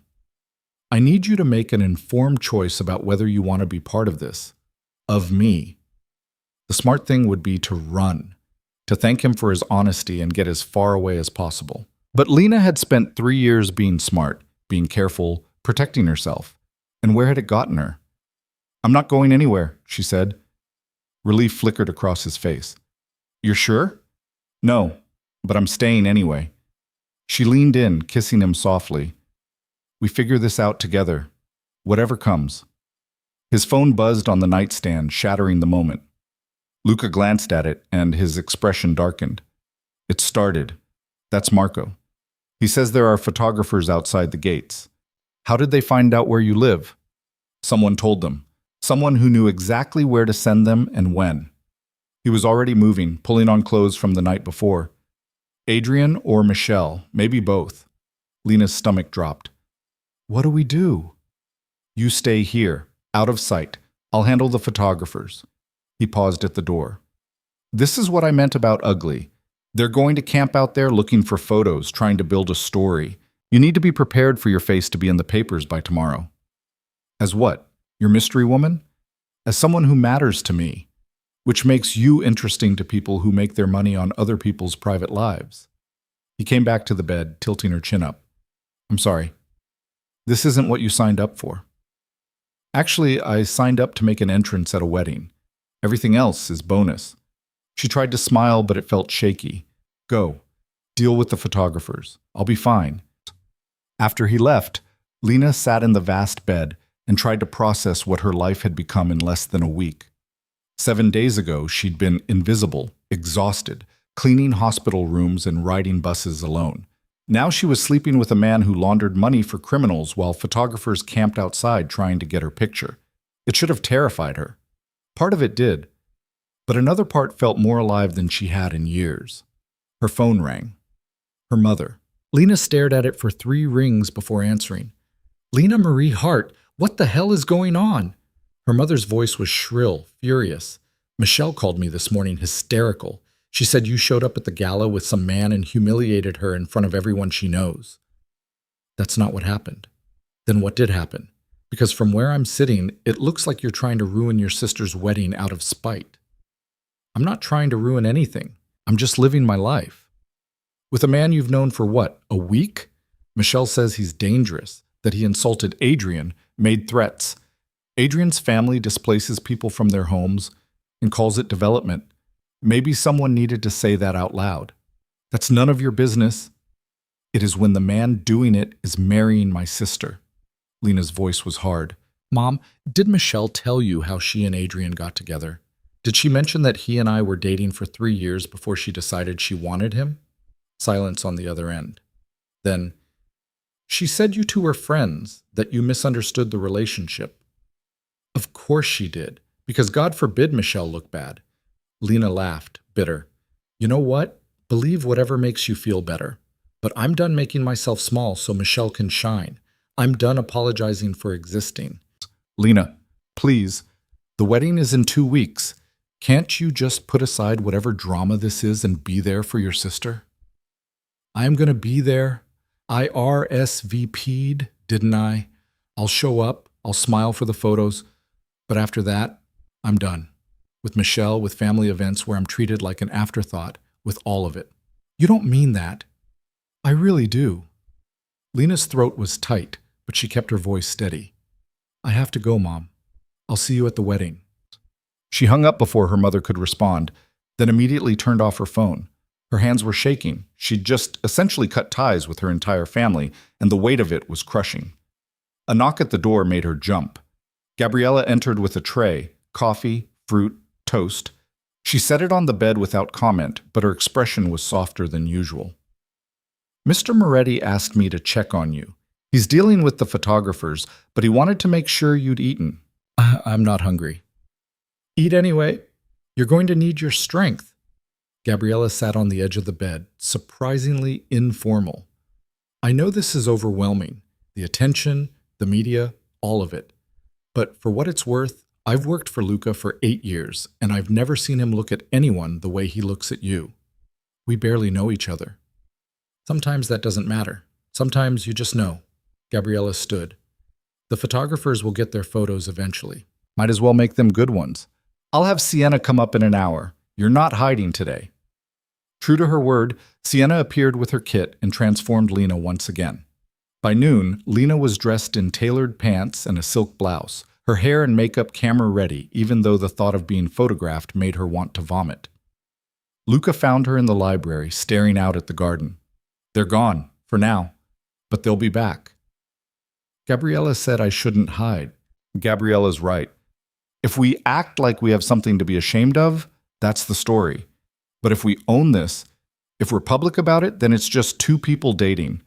He came up behind her, his hands settling on her shoulders. Are you okay? Really? I hung up on my mother, told her I was done with the family after the wedding. Do you regret it? Not yet. Ask me again in a week. She turned to face him. What happens now? Do we just wait for the next shoe to drop? No. We go on the offensive. Luca's expression was calculating. I've been thinking about Adrian, about his family's business. They've gotten away with too much for too long, and they've done it by being careful, never crossing quite far enough to get caught. You want to expose them. I want to make sure that when you walk into that wedding, it's not as someone to be pitied. It's as someone who helped take down an empire built on other people's suffering. He pulled out his phone, showing her a file. I've had people digging into coal development for the past few days. The things we've found, bribery, fraud, falsified environmental reports, it's extensive. Lena's hands were cold. What are you going to do with it? That depends. I can sit on it, use it as leverage to keep Adrian in line, or I can make sure the right people see it. People who can actually do something about it. That would destroy his family, the business, everything. Yes, it would. Luca's voice was matter of fact. The question is whether you want that. Because this isn't just about revenge anymore. This is about justice for the families they've displaced, the communities they've destroyed. But it's also going to blow back on Michelle. On your family. You need to decide if you can live with that. Lena thought about the families she'd seen on the news displaced by new developments. Thought about neighborhoods she'd grown up in that no longer existed, replaced by luxury condos no one local could afford. Thought about Adrian's smug face at the gala, confident in his untouchability. "Do it," she said. "Give the information to whoever can use it." "You're sure? Once this starts, there's no taking it back." "I'm sure. They've gotten away with too much for too long. Someone needs to hold them accountable." She met his eyes.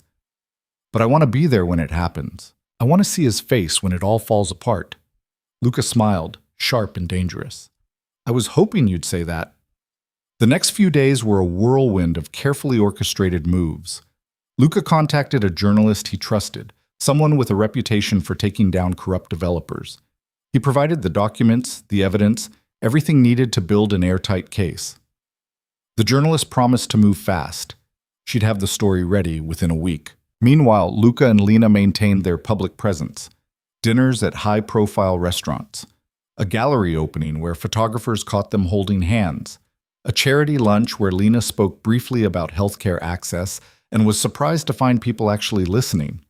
With each appearance, Lena felt herself changing. Not just the external transformation, though the clothes and styling had become second nature, but something deeper. She carried herself differently now, spoke with more confidence, met people's eyes instead of looking away. "You're coming into your own," Luca said one evening as they dressed for another event. "It's remarkable to watch. I'm just tired of apologizing for existing." "You should never have had to." He kissed her shoulder, watching her in the mirror. "Have I told you lately that you're extraordinary?" "Not in the last hour. I was starting to worry."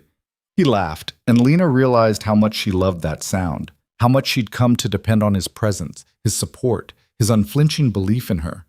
It should have scared her, falling this hard this fast. But she was tired of being scared. 5 days before the wedding, the story broke. The headline appeared in the Chicago Tribune at dawn: "Coal development under investigation for fraud, bribery." The article was devastating, meticulously sourced, naming names and citing documents. By noon, federal investigators had announced they were opening an inquiry. Lena's phone exploded with notifications she didn't read. Michelle calling over and over. Her mother. People she hadn't spoken to in years, suddenly eager for information. She ignored all of it and went downstairs to find Luca in his office, watching the news coverage with satisfaction. "It's done," he said. "They're finished. The business, their reputation, all of it." "Adrian's calling off the wedding?" "Not yet, but he will. Give it time. The pressure's only going to increase." He muted the television and turned to face her. "How are you feeling?" "Honestly, I don't know. Relieved, guilty, powerful, all of it at once." "That's normal. Taking down someone who hurt you is never clean. There's always collateral damage." "Michelle's going to hate me forever." "She already did. She just hid it better." Luca crossed to her, his hands cupping her face. "You did the right thing, not just for yourself, but for everyone the Coles have hurt over the years. Remember that." That night, Michelle finally got through. Lena answered the call on speaker with Luca beside her. "How could you?" Michelle's voice was ragged with crying. "How could you do this to me?" "I didn't do anything to you. I exposed what Adrian's family was doing. That's not the same thing. You ruined my wedding. You ruined everything." "Adrian ruined your wedding when he built his fortune on fraud and corruption. I just made sure people knew about it." "This is about revenge. You're punishing me for falling in love with him." "This is about justice, Michelle. For once in your life, try to see beyond yourself." "Easy for you to say. You're not the one whose life is falling apart." "Actually, I am. Or I was, until I decided to stop letting you and Adrian make me feel worthless." Lena's voice was steady. "I'm sorry you're caught in this, I really am. But I'm not sorry for what I did. I'll never forgive you for this." "I know. I can live with that." Michelle hung up. Lena sat in silence, processing the finality of it. Her relationship with her sister was over. Her family was fractured beyond repair. Everything she'd known for 26 years was gone. "You okay?" Luca asked quietly. "I will be." She leaned into him, letting him hold her. "It's just strange. My whole life I tried so hard to make them love me, to be good enough, worthy enough. and now I'm choosing to walk away from all of it. You're choosing yourself. That's not selfish, that's survival. 2 days before the wedding, Adrian showed up at the mansion. Marco called up to warn them, and Luca met him at the gate with Lena beside him. The photographers who'd become a permanent fixture scattered to get their shots.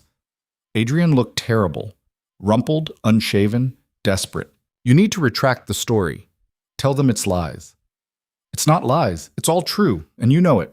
Luca's voice was flat. My father's in federal custody. Our assets are frozen. We're losing everything. Adrian's eyes were wild.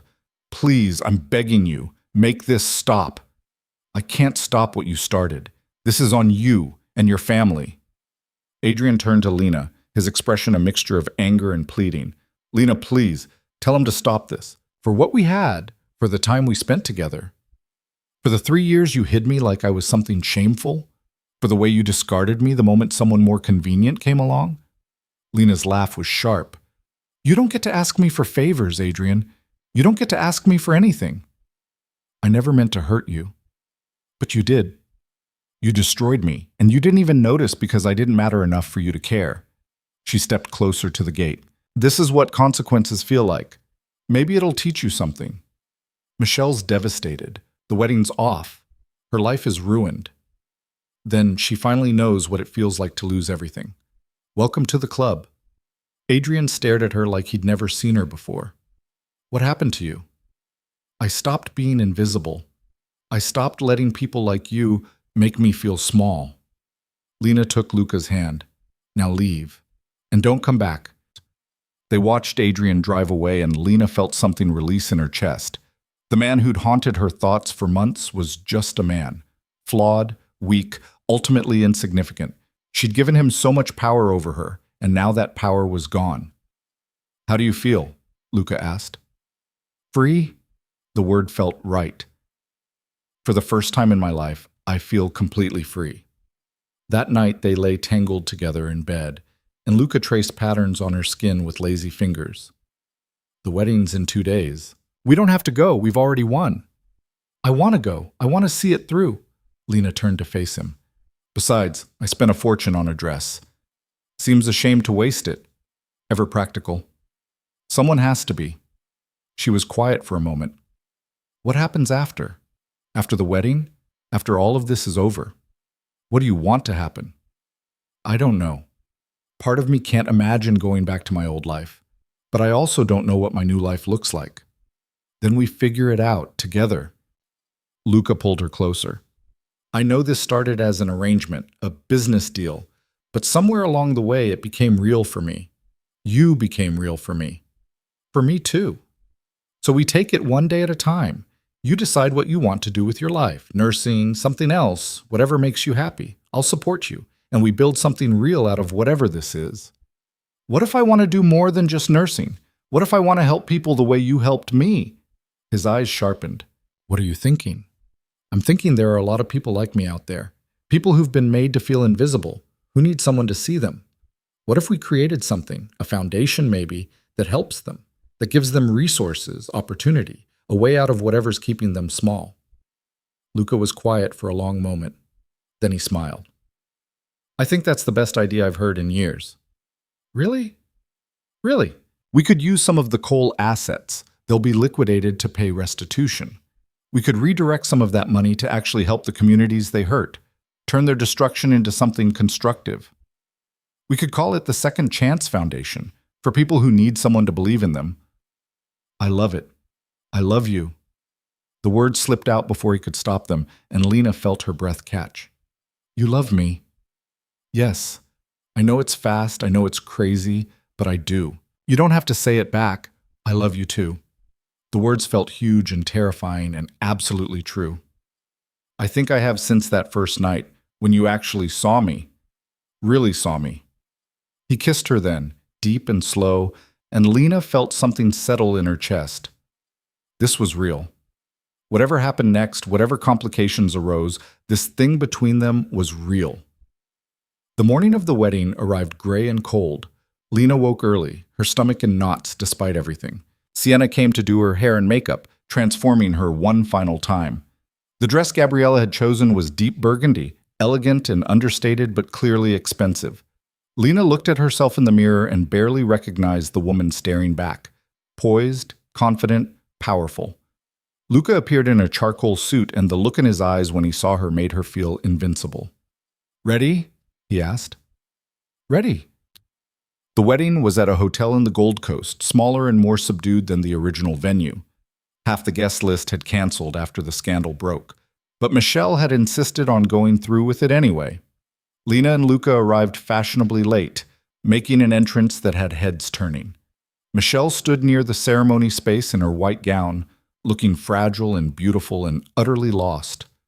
When she saw Lena, something crumpled in her expression. "You came." "I said I would." "I didn't think you meant it. After everything—" Michelle's voice broke. "Adrian almost didn't show up. His lawyers advised against it. But I convinced him. This is all I have left." For the first time, Lena felt a flicker of genuine sympathy. "I'm sorry it turned out this way, Michelle. I really am." "Are you? Because it seems like this is exactly what you wanted." "I wanted justice. I wanted accountability. I wanted to stop feeling invisible." Lena met her sister's eyes. "But I never wanted to destroy you. That's the difference between us. You would have. I didn't." Michelle looked away. "I was cruel to you. Our whole lives, I was cruel. And you were right about Adrian. He wasn't worth any of this. Then why are you marrying him?" "Because what else do I have? My job's gone, my reputation's ruined, our family's fractured. At least with Adrian, I'm not alone." "You're settling for less than you deserve because you're scared to be alone. I spent 3 years doing the same thing. It doesn't end well." "What do you want me to do, Lena? Call it off? Walk away?" "I want you to choose yourself for once, but that's your decision to make." Lena turned to leave, then paused. "For what it's worth, I hope you find whatever you're looking for. I really do." The ceremony was brief, awkward, and sparsely attended. Lena sat with Luca in the back, watching Adrian and Michelle exchange vows that felt hollow. When it was over, they left without attending the reception. In the car, Lena felt the weight of the past 3 weeks finally lift. It was done. All of it. The revenge, the reckoning, the transformation. "How do you feel?" Luca asked. "Like I can finally breathe." She took his hand. "Take me home." "Where's home?" "Wherever you are."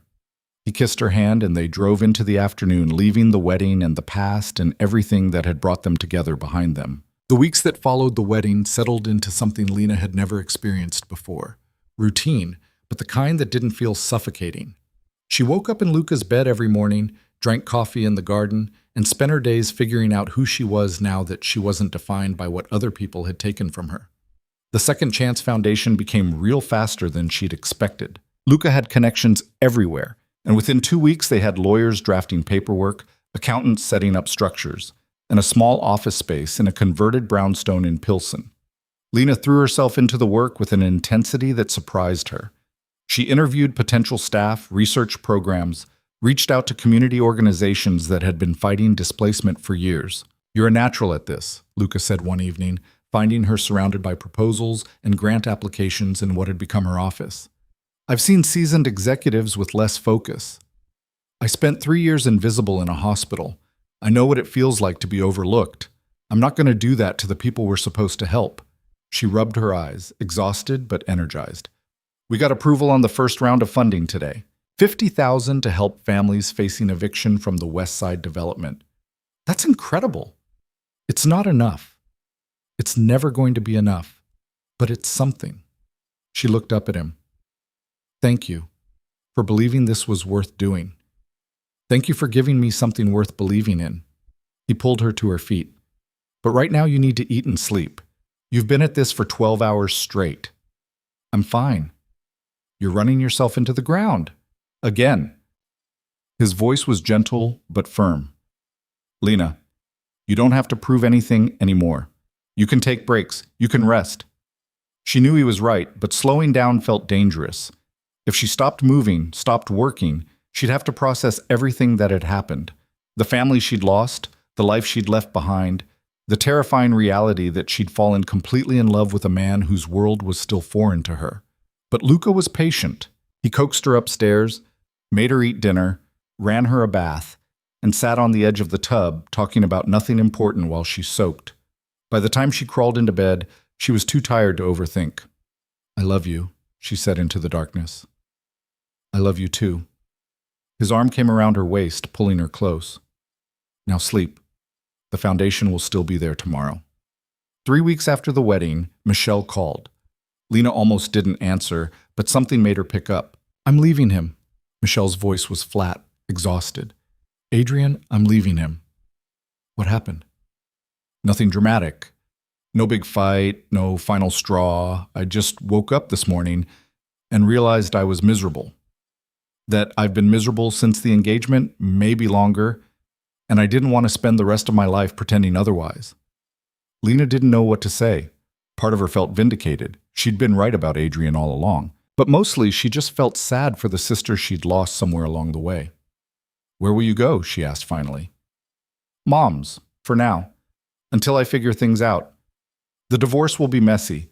What's left of Adrian's assets are tied up in legal proceedings. But my lawyer thinks I can walk away clean if I don't fight for anything." "Are you okay?" "No, but I will be. Eventually." Michelle was quiet for a moment. "I owe you an apology. A real one. For everything. For Adrian, for the years of making you feel like you didn't matter, for being so wrapped up in myself that I never saw how much I was hurting you." "Michelle, I'm not asking for forgiveness. I don't deserve it, but I needed you to know that I'm sorry, truly sorry, and that you were right. About Adrian, about me settling, about all of it." Lena felt tears prick her eyes. "Thank you for saying that. For what it's worth, I'm glad you're happy. That foundation you're building, I saw the article in the Tribune. It's good work, Lena. Important work. You're doing something that actually matters. You could do something that matters too. It's not too late to figure out who you are outside of what other people expect." "Maybe. Right now I just need to figure out how to be alone without falling apart." Michelle's laugh was watery. "I should go. But Lena, I really am proud of you. I should have said that years ago." After Michelle hung up, Lena sat with her phone in her hands, processing. The apology didn't erase the hurt, didn't magically repair their relationship. But it was something. A crack in the wall between them. A possibility that maybe someday they could find their way back to being sisters. "That sounded heavy," Luca said from the doorway. "Michelle's leaving Adrian. She apologized for everything. How do you feel about that?" "Confused, sad, relieved maybe?" Lena set down her phone. "I spent so long hating her and now I just feel sorry for her. Is that weird?" "It's growth. You're seeing her as a person instead of just the villain in your story." He sat beside her. "Are you going to try to rebuild with her?" "I don't know. Maybe eventually, but not now. Right now I need to focus on my own life, my own future. She needs to do the same." A month after the wedding, the foundation officially opened its doors. They held a small ceremony. Nothing fancy, just the staff, some community leaders, and a few families who'd already been helped by the emergency fund. Lena gave a short speech about second chances and seeing the invisible, and when it was over, a woman came up to her with tears in her eyes. "You saved my family," the woman said. "The eviction fund. We would have been on the street without it. My kids would have been in a shelter. You gave us a second chance." Lena hugged her, overwhelmed. This was why she'd pushed so hard, worked so late, poured everything into making the foundation real, not for recognition or redemption, but for moments like this, for the chance to be for someone else what Luca had been for her. That night, Luca took her to the rooftop bar where they'd had their first real conversation. The same table, the same view of the city glittering below. "Nostalgic?" Lena asked as they settled into their seats. "Reflective. I wanted to come back here and remember where we started." He ordered wine, then reached across the table to take her hand. "Do you remember what I offered you that night?" "A transformation. 3 weeks to become someone Adrian couldn't ignore. And now here we are, 6 weeks later. You've built a foundation, exposed corruption, walked away from a toxic family, and become someone I can't imagine my life without." His thumb traced circles on her palm. "I think we can safely say the transformation is complete." "So the arrangement is over?" "The arrangement ended the night of the gala when I kissed you and couldn't stop." Luca's expression was serious. But I need to know something, Lena. Are you staying because you want to, or because you don't know what else to do? Because I need this to be a choice, not just inertia. The question settled between them, heavy with implications. Lena thought about her studio apartment, abandoned weeks ago. Thought about Sacred Heart Hospital and the shifts she'd never gone back to, the resignation letter she'd finally sent last week. Thought about the life she'd built in the shadow of other people's expectations. I'm staying because this is where I want to be, she said. Not because of what you've given me, not because I'm afraid to be alone, but because you make me want to be braver, better, more than I ever thought I could be. Because I love you, and I choose you. Every day I choose you. Relief and something deeper flooded Luca's face. He stood pulling her to her feet, and before she could ask what he was doing, he was down on one knee. Luca, what are you? I didn't plan this. I should have. I should have bought a ring, made reservations somewhere fancier, done this properly. But I can't wait. He pulled a ring from his pocket, simple, elegant, a single diamond that caught the light. Lena Hart, you walked into my life on a midnight bus looking like the world had broken you. And instead of staying broken, you became the strongest person I know. You challenge me, inspire me, make me want to be someone worthy of you. Marry me, not in 3 weeks, not as an arrangement, for real, forever. Lena's breath caught. This was insane. They'd known each other for 6 weeks, 6 weeks of intensity and transformation, and falling in love so fast it should have terrified her. But she wasn't terrified. She was sure. Yes, she said, the word coming out stronger than she'd expected. Yes, I'll marry you. He slipped the ring on her finger and stood, pulling her into a kiss that felt like a promise. Around them, other diners noticed and started applauding, but Lena barely heard them. She was too focused on Luca, on the way he held her like she was precious, on the future suddenly spreading out before them like an unwritten book. I love you, he said against her lips. I'll spend the rest of my life proving you made the right choice. I already know I did. They stayed at the bar for another hour, drinking wine and making plans that were half serious and half fantasy. A small wedding, maybe on the terrace at the mansion, expanding the foundation to other cities, taking a honeymoon somewhere neither of them had been. Luca suggested Italy, Lena lobbied for Iceland. They'd figure it out. When they finally left, photographers were waiting outside. They'd learned Luca and Lena were there and camped out for shots. Instead of avoiding them, Luca pulled Lena close and kissed her soundly, letting them get their pictures. Let the whole world see. The photos were in the society pages the next morning. Luca Moretti and Lena Hart, engaged after whirlwind romance. The article was surprisingly kind, mentioning the foundation, Lena's work with displaced families, the way she'd transformed from invisible nurse's aide to philanthropist in a matter of weeks. Gabriella appeared at breakfast with a stack of newspapers. You're famous. How does it feel? Surreal. 6 weeks ago, no one knew I existed. 6 weeks ago, you were hiding. Now you're taking up space. Gabriella's smile was genuine. Good for you, Lena. You've earned this. The engagement shifted something in Lena's relationship with Luca's world. Before, she'd felt like a guest, temporary and uncertain. Now she was being introduced as his fiancée, his partner, someone with standing in her own right. The wives and girlfriends of his business associates started inviting her to lunches, asking her advice on charitable giving, treating her like an equal. She still had moments of doubt, late nights when she'd wake up wondering if this was all real, if she'd wake up back in her studio apartment and find it had all been a dream. But Luca was always there, solid and real, pulling her back from the edge of panic. You belong here, he'd remind her. You always did. You just needed someone to show you. 2 months after the wedding that had started everything, Lena got a call from her mother. They hadn't spoken since Lena had hung up on her, and the silence had been heavy but necessary. I saw the engagement announcement, her mother said without preamble. Congratulations. Thank you. Are you happy? Really happy? Not just pretending? The question surprised Lena. Yes, Mom. I'm really happy. Good. That's good. A pause. Michelle told me about the apology she gave you, about leaving Adrian. I think I owe you one too. You don't have to. I do. I favored your sister. I always have. She was easier, more social, more like me. And you were quieter, more self-contained. I told myself you didn't need as much attention. But the truth is, I just didn't try as hard with you, and I'm sorry for that. Lena felt tears well up.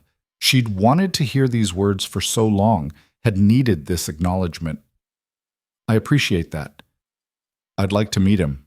Luca, if you're willing to let me back into your life, I'd like to meet the man who makes my daughter happy.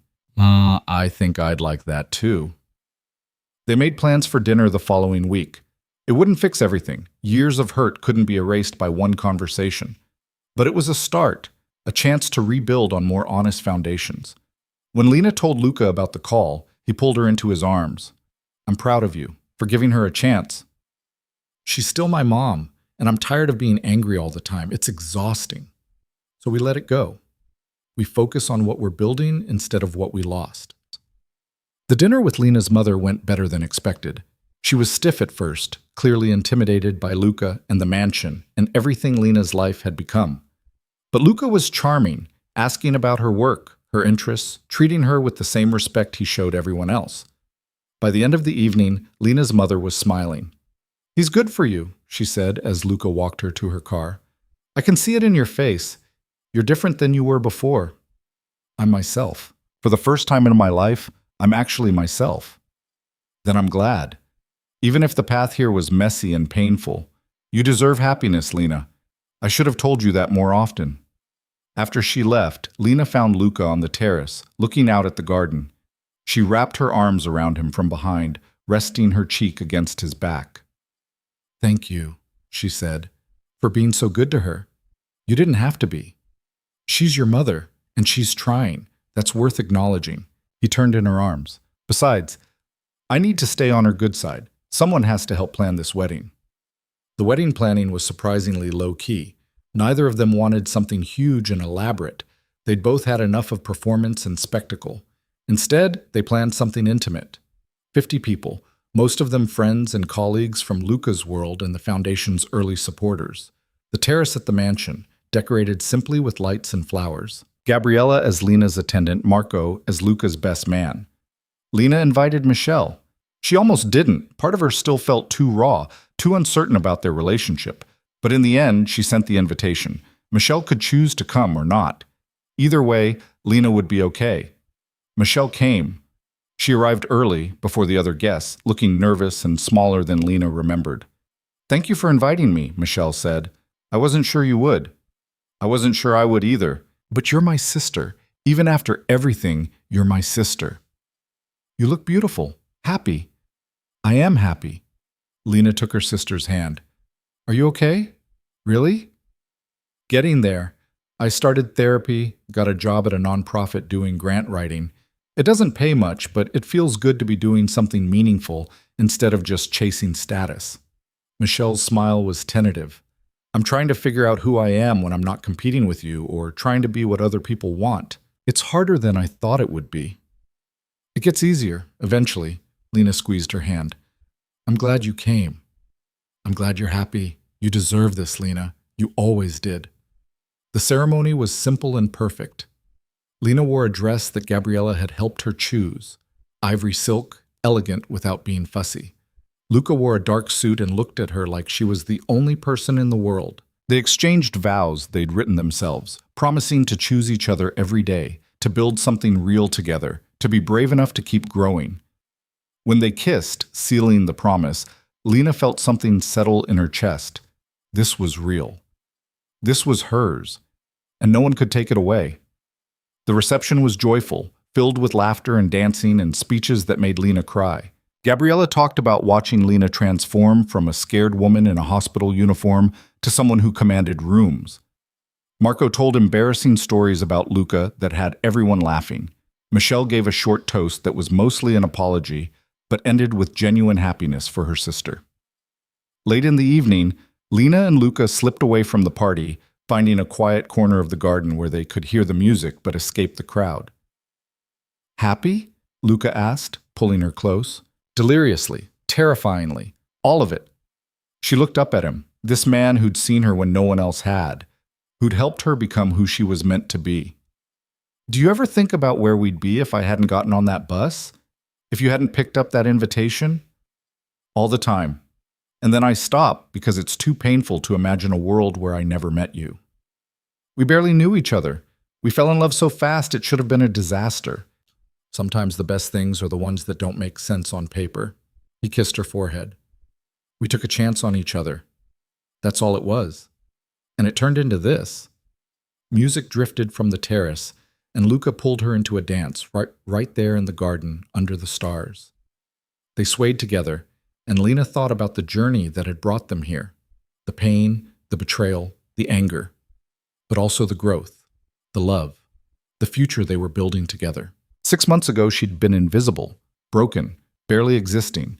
Now she was married to a man who saw her completely, running a foundation that was helping people, surrounded by friends who valued her, rebuilding relationships she'd thought were lost forever.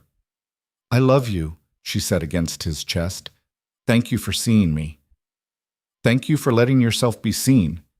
He pulled back enough to look at her. "And Lena, this is just the beginning. We're going to build something extraordinary together." She believed him. For the first time in her life, she believed she was capable of extraordinary things. Not because of what Luca had given her, but because she'd finally given herself permission to take up space in the world. The party continued into the early hours of the morning.